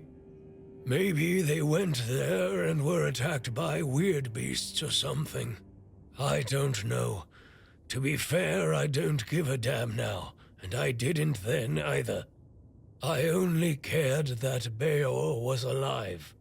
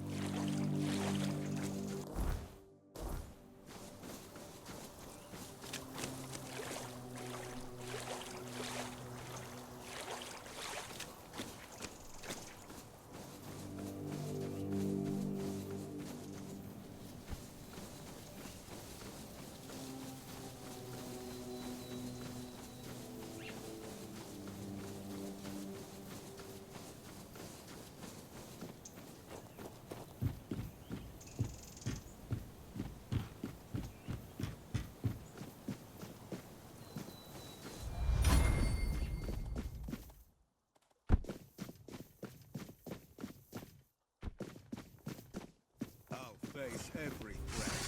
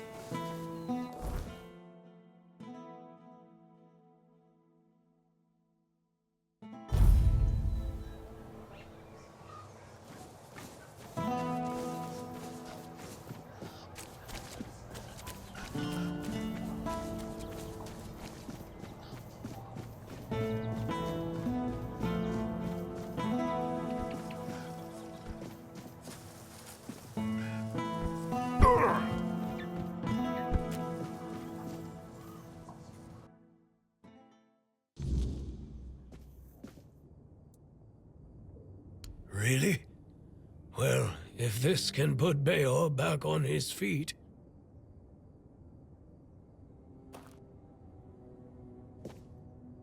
Beor, your wound, it changed. What? What happened? I don't remember much. There was a cave. And a girl? She touched me. I came back and dreamt. Then there's only darkness. That's right. And what did I always tell you about chasing after women, huh? She stole your heart, literally. You're lucky this one showed up. Otherwise, I never would have guessed you fell in love with a weird beast. Better take this to your grave if you don't want to become a laughingstock. You're so smart, and yet so stupid, eh? Well, get up now, whelp. Enough lazing about. You can take it easy today, but tomorrow you're back in the forge first thing in the morning. You've got a lot to catch up on. I'm sorry. And you, thank you. I'd thank the All-Mother for sending you at the last minute, but I don't want to owe her a thing. So, I'm thanking you. Finally, we can get back to work. I missed it. If you ever need a smith, you can come to me. All right, back to work.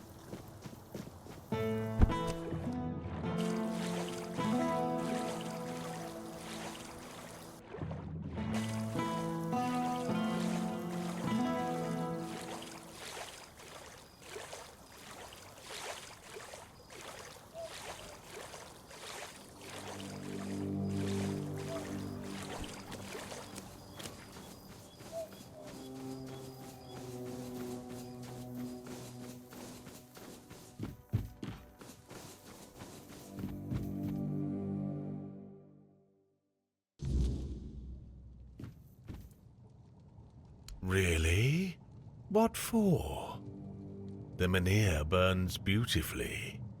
Nothing bad can happen now.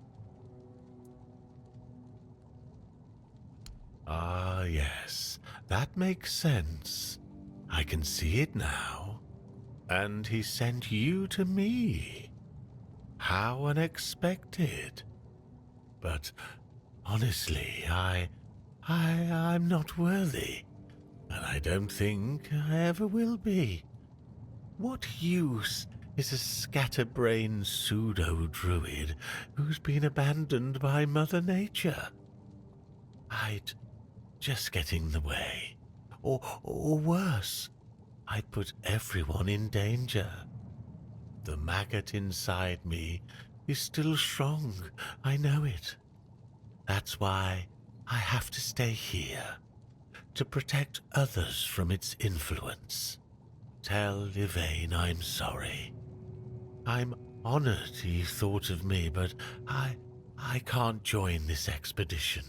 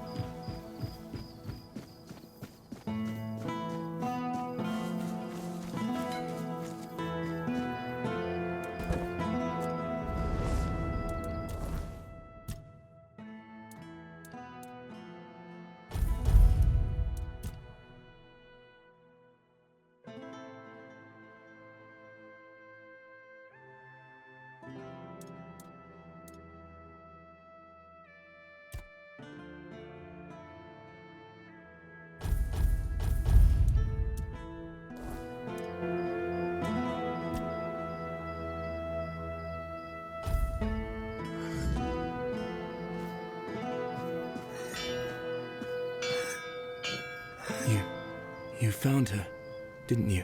You went to that cave and came out alive. So that means she's dead. She wouldn't have just given you my heart back. I'm not sure. I'm guessing some kind of spell. I can't believe love could ever be that blind.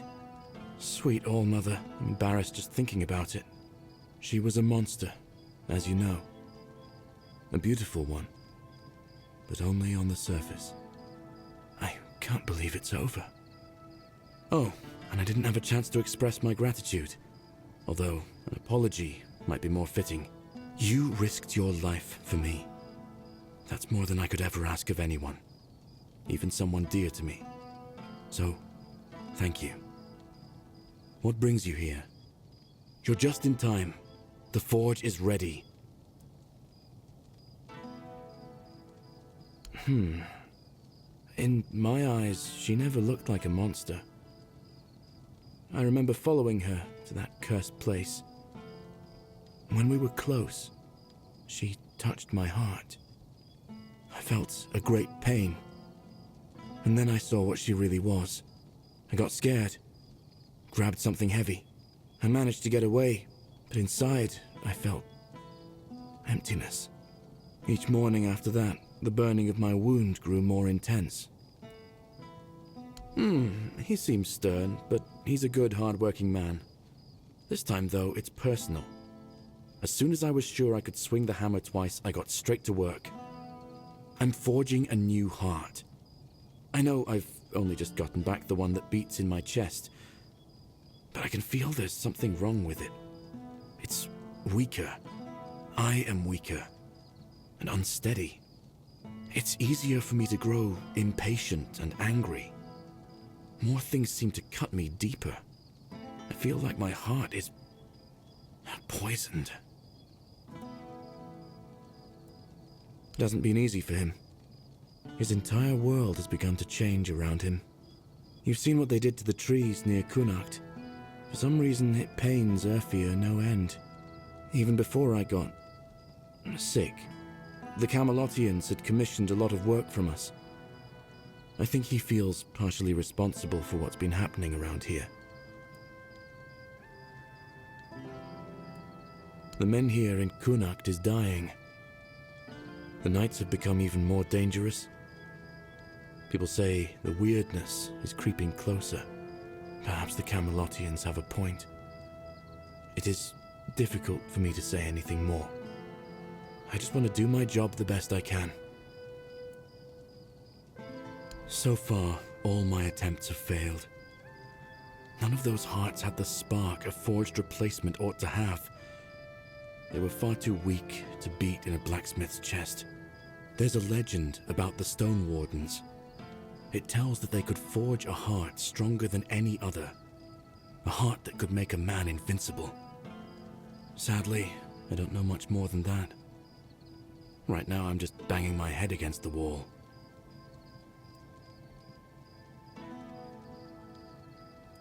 I thought he might have heard something, but no. He just waved it off and told me to get on with some proper work instead of dreaming about old Dalriata legends. Dalriata Master Blacksmiths. If you think something can't be forged, they've likely already found a way to do it. They have their methods, passed down from generation to generation by oral tradition. Outsiders rarely, if ever, gain access to their craft.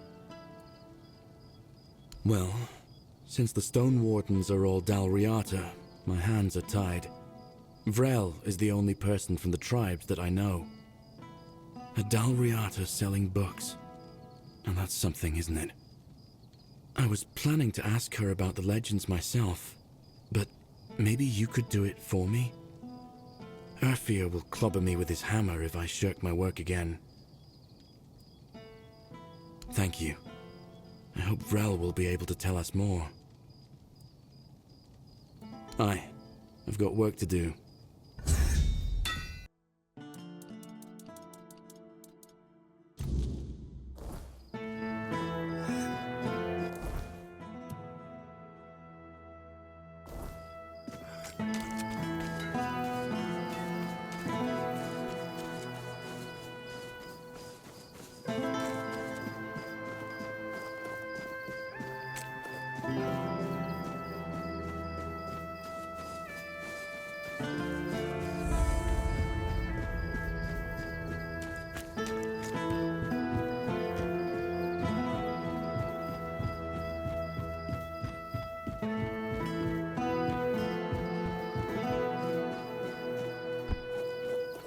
Spare a coin for the hungry.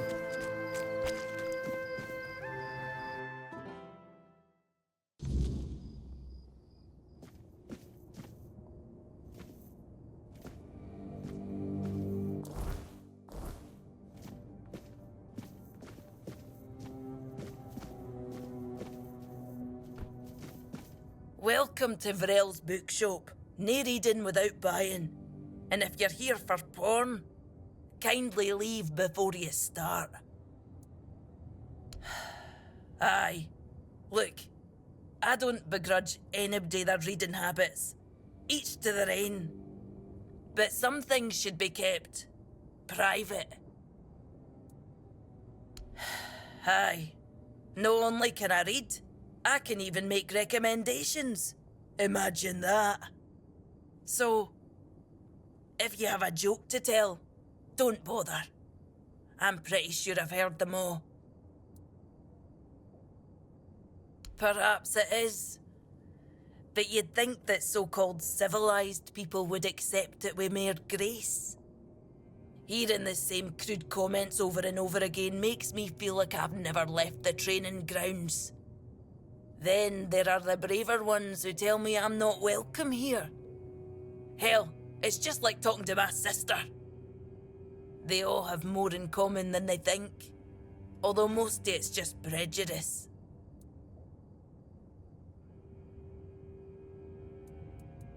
And you're asking me because I was born in the tribes? I thought you were better than that.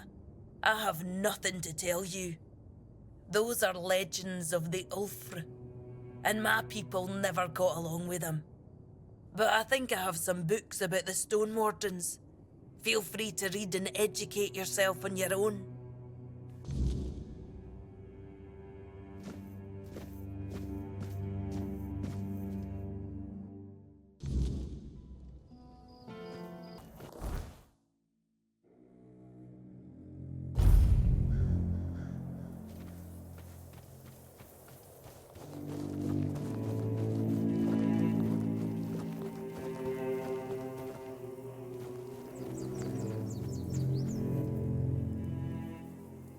A functioning heart of iron?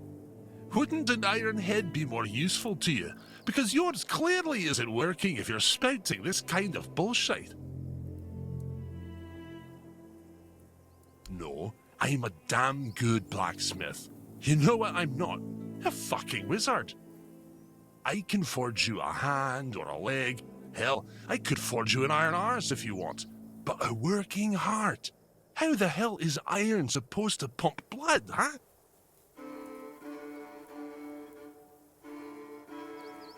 Our leader, and soon the leader of all the Dariata. He doesn't piss about trying to make deals with Camelot. He fights for what we're owed with fire and iron. He will unite all the tribes, and then we'll march on the capital. No. One Eye is in the temple, and as I already said, you're not going in there. True. I can't wait for it to go up in flames.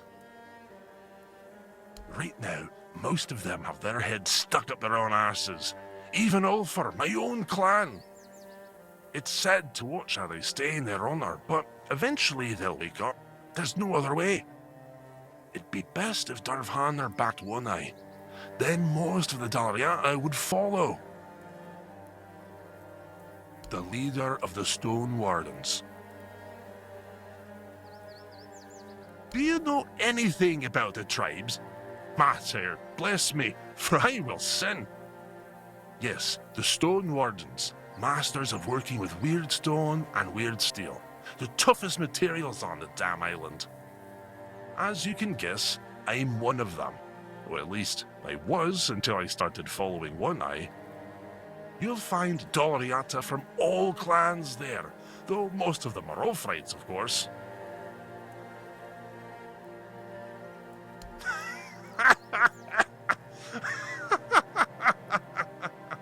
A stray from outside the tribes wants to join the elite Dalriata Brotherhood?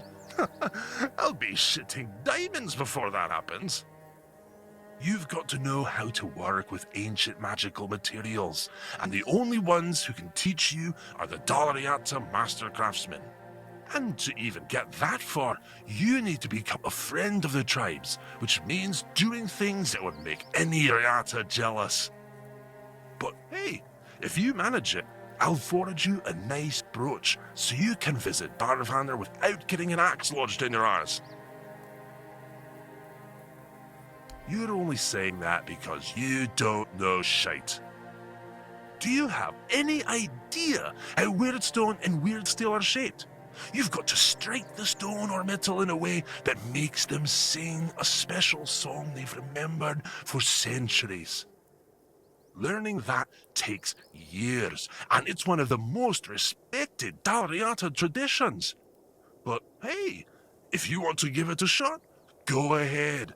Who knows? Maybe you'll pull it off. Mater, old me, because I'm about to lose it. You want to try? Fine. Here's the guide, a piece of weird stone. Go ahead. Try to sing a simple relic out of it. Getting restless.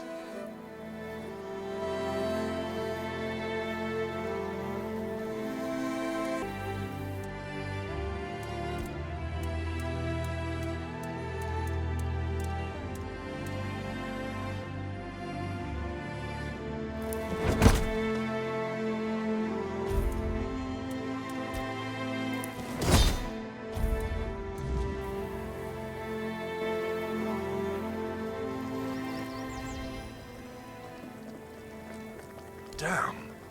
How did you do that? Did someone teach you how to shape weird stone?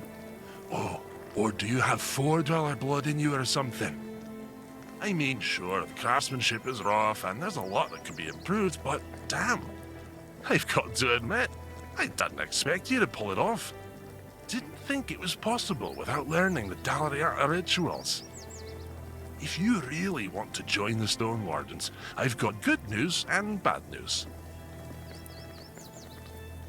Well, the good news is that I can recommend you. The bad news is, since I joined up with One Eye, my word means jack shite to them. You'd need to find someone in the Forlorn Swords who can teach you more about the $4 song. Unless you head north to Cuanacht and find Core. Talk to him. Mention my name. He should help you get in with the Stone Wardens and reach Darvander. A friend. And probably a better blacksmith and stonemason than I am.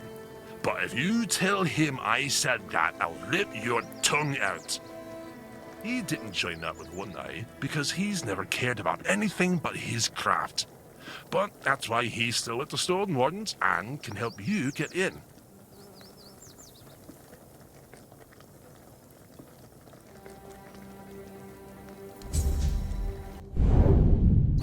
Getting restless.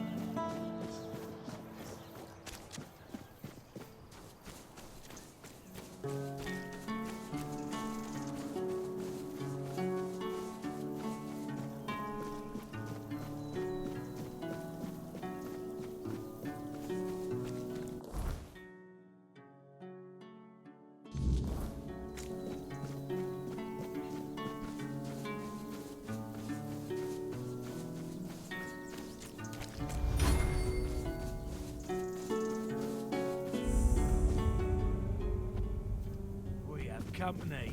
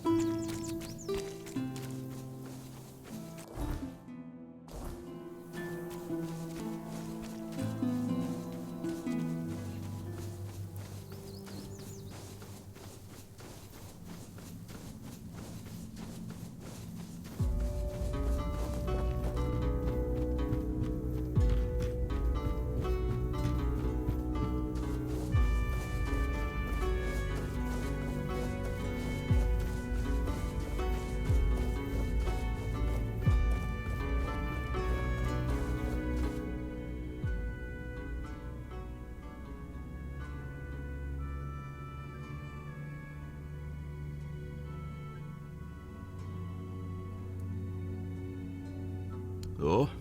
And where'd you hear a tale like that? I didn't know our stories had travelled so far. The Camelotians prefer to call us heartless beasts only capable of destruction. But I suppose a tale about creating a heart in the fires of a forge is something only another blacksmith would believe and appreciate. So, that Beor, tell me about him.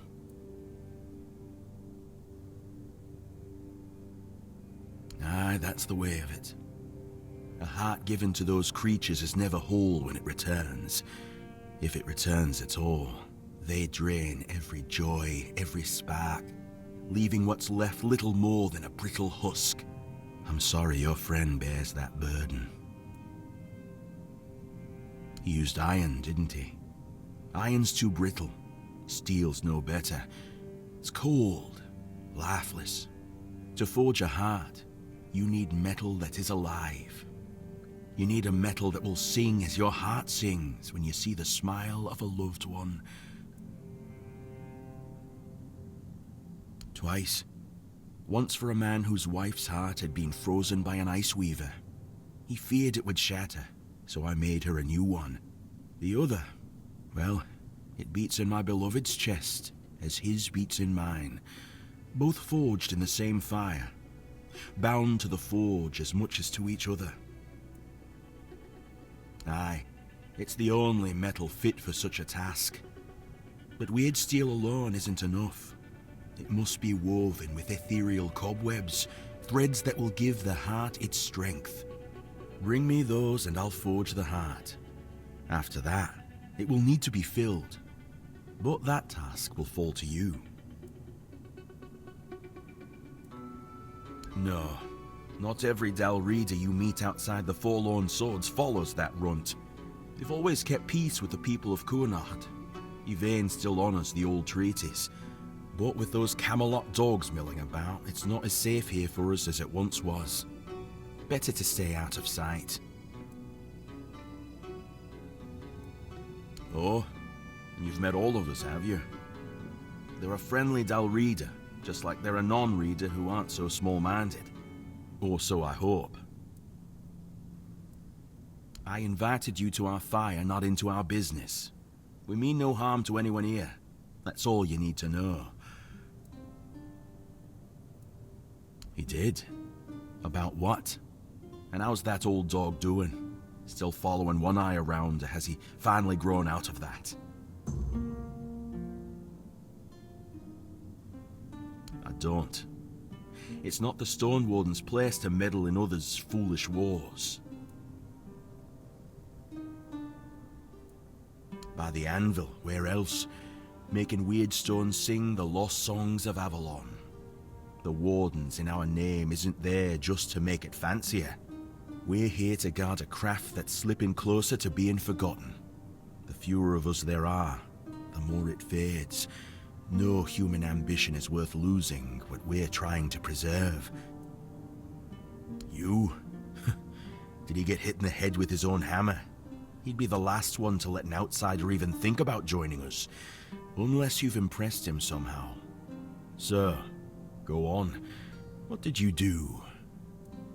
Now that is impressive. That sneaky bastard. He knows me too well. Fine, I'll give you a recommendation. But first, I need a little favor. There was a swine pup trailing after us, whining that he wanted to join in. Kid couldn't even lift a hammer or a pickaxe. He's got no place here. But the whelp was stubborn and an idiot. He wandered into one of the half-collapsed tunnels in the mine we were scouting. I haven't seen him since. We thought about it, but the risk was too great. With Camelot breathing down our necks and the Red Death spreading, sending anyone down there felt like throwing their lives away. Besides, we already knew the mine was lost, but instead of listening to us, the pup thought he had something to prove. Honestly, if he weren't just a stupid kid, I'd leave him there.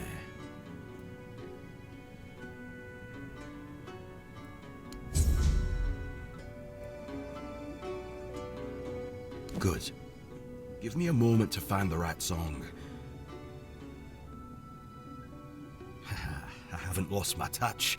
Here, your friend will have a strong, beautiful heart. At least in terms of craftsmanship. The rest is up to you. The art is just an empty vessel. It needs to be filled to start beating. Life, of course. A heart must be full of life to start beating. But we'll talk about that when you return. Well, there are two ways. Through death, or through sacrifice. No, of course not. You can fill it with the life of creatures you kill, but it'll take some time. A life torn away is far less willing than a life freely given, and I can't say what effect it'll have on Bayor. It's not a method we use often. You can pour some of your own life into the art. It'll weaken you, sure, but I'd say some sacrifices are worth making. Besides, I believe it will give you another kind of strength. Something far more valuable than what you've lost. Then he'll have a cold lump of steel in his chest. What do you think? If you want to fill it up with the energies of things you kill, just hold it up when you fight. It will collect life, and at some point, will give you a sign that it's beating again. Come to me and I'll bind life to the heart. If you decide to fill it with your own energy, just tell me. Either way, come back with either a full heart or when you make up your mind.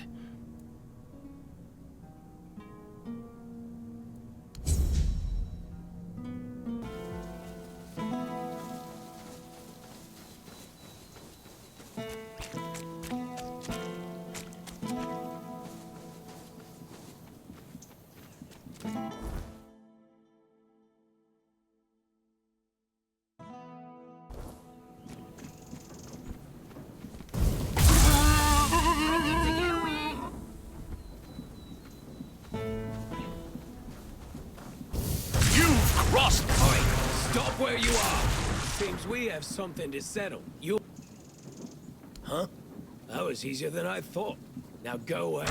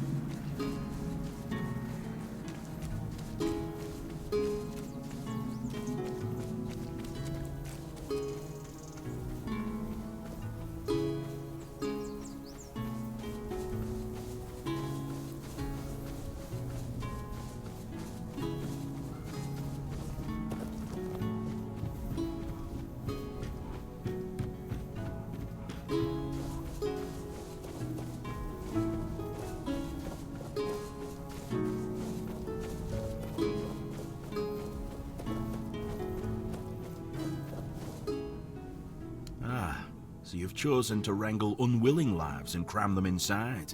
I can almost feel them churning within.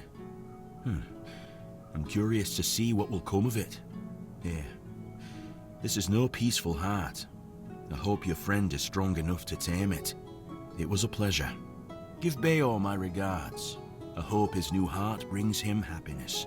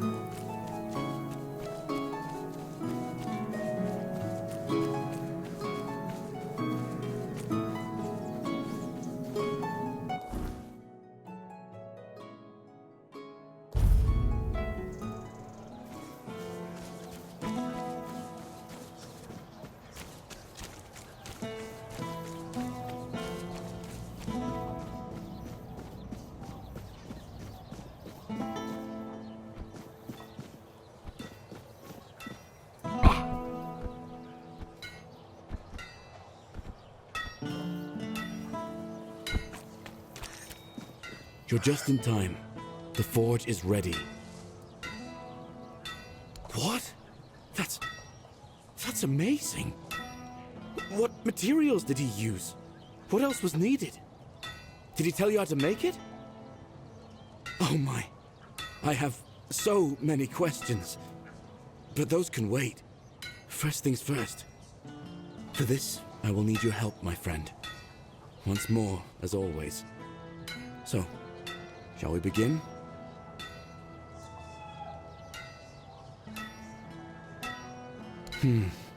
Okay then. Let's see if those Stone Warden legends have a grain of truth in them. I suppose that's it. Surprising how simple it is to look into someone's heart and tear it out, isn't it? It's different. Everything looks a bit like it's mired in fog. But I don't feel bad. In fact, I feel good. I feel stronger. I guess more will become clear with time. For now, I'll just have to wait and see. The measure of my debt to you is 2 hearts. I don't know how a man could ever repay something like that. I'll be going back to work. Visit me sometime. Don't be a stranger.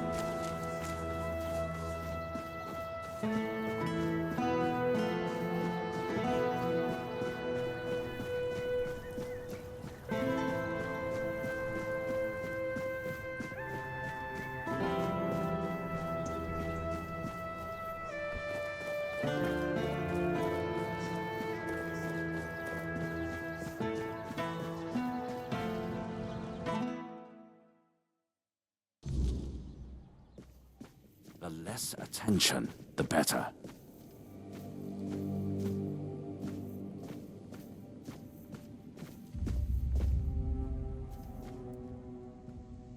What news? The people I told you about. Have any of them agreed to join me on the quest for the Holy Grail? Well done.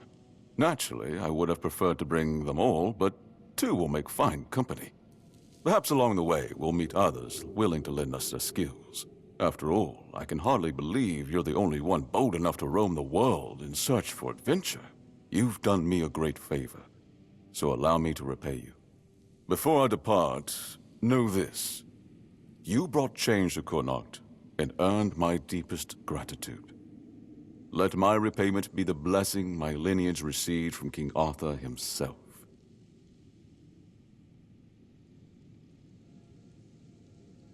Be the shield that watches over Cuanacht, as House Terion has done for generations.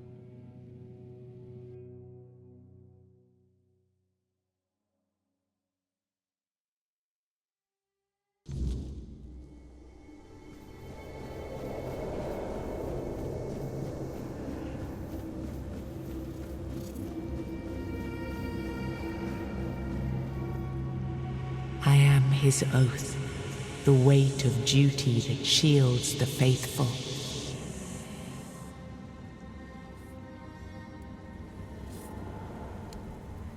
I am the wall between order and ruin.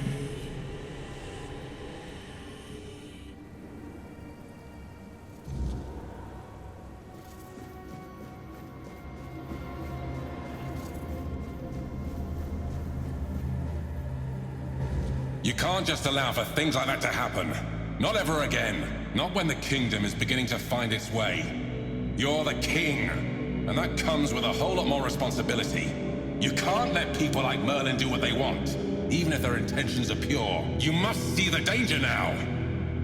The memory of Seawall is my burden. Harder to bear than I'd like to admit. But I've realized that his story is what happens when power answers to no one. Then do something so that a tragedy like that never happens again! Palamedes, you've always spoken your mind, even when I didn't want to hear it.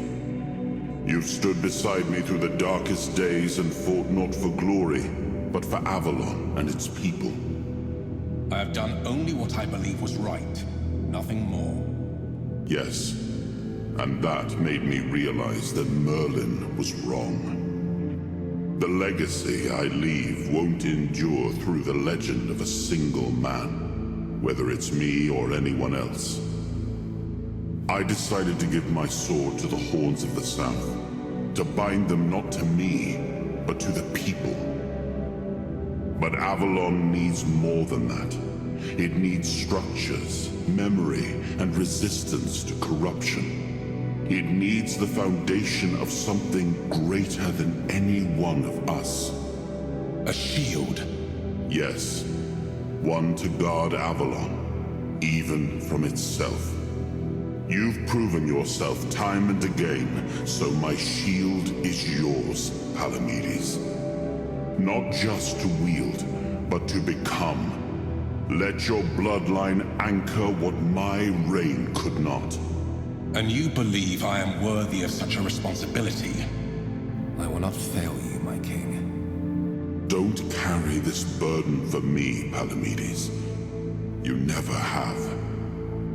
Carry it for Avalon, and may your name be a blessing upon this land for generations to come.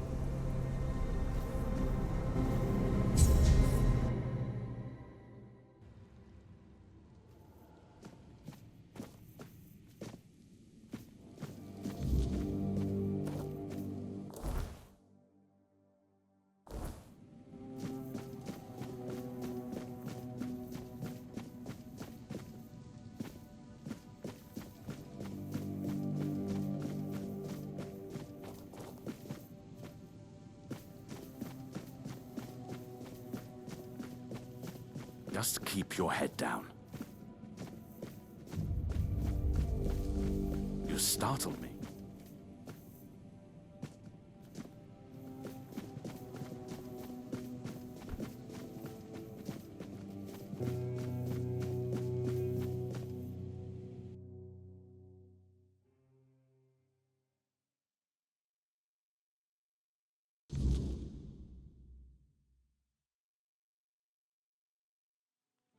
Are you sure you want to do this? You can still back out.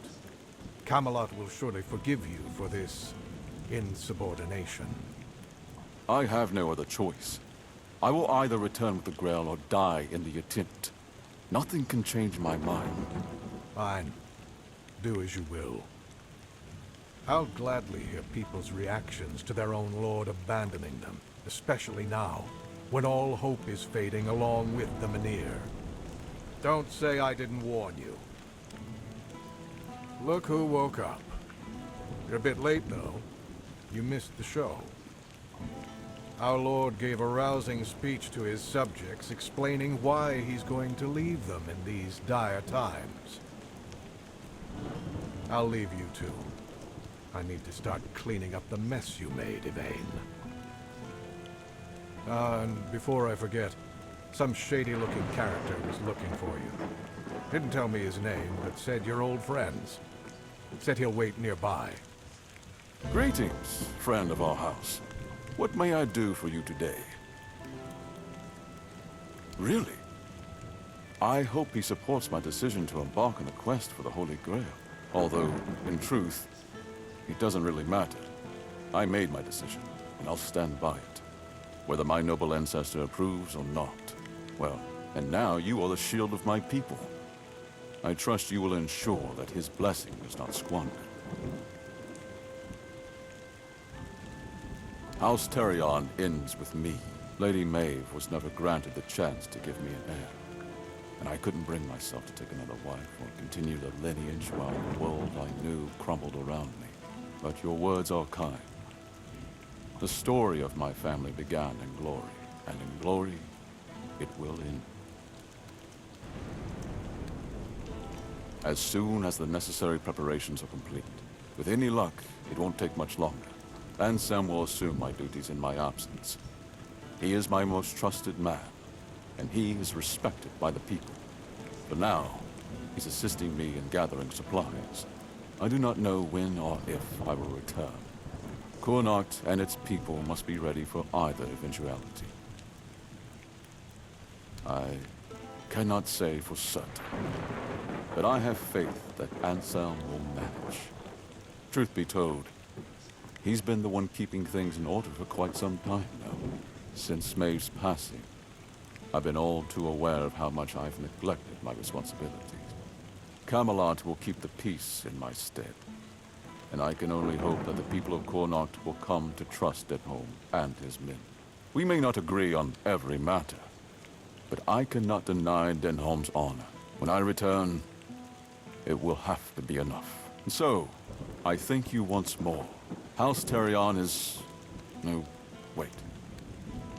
I am personally deeply indebted to you. Because of your efforts, my family has the chance to reclaim the glory it once knew. Farewell.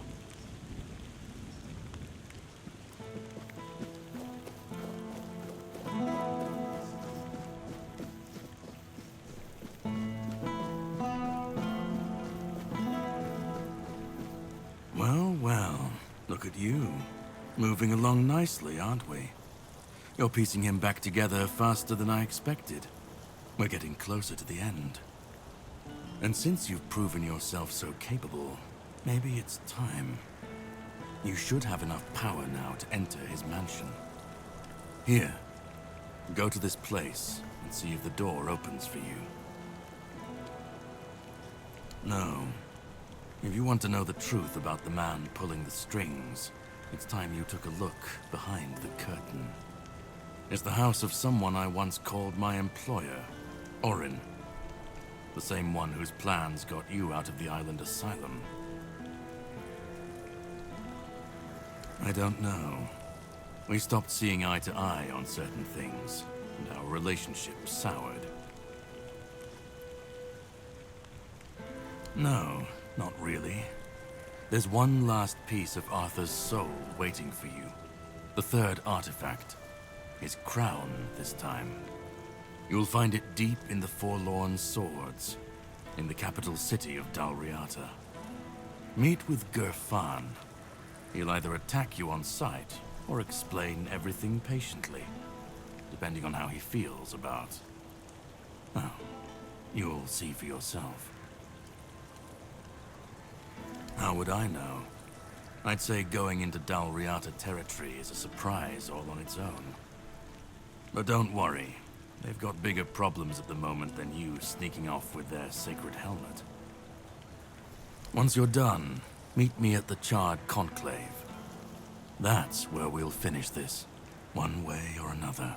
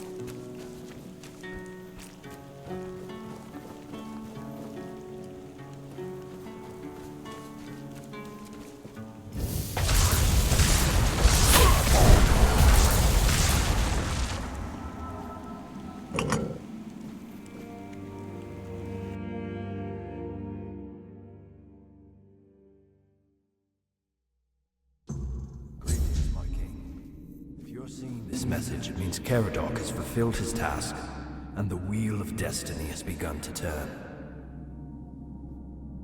I am Orin, your majesty's devoted servant, and the apprentice of your friend Merlin. Nothing would bring me greater joy than meeting you face to face. Alas, that must wait, for our paths have yet to cross, though I hope it will be soon. In the meantime, please treat my home as your own. Make yourself comfortable. Rest from your hardships, and seek the knowledge you acquire. And you, brave vessel, remember to heed your lord, King Arthur, now and always.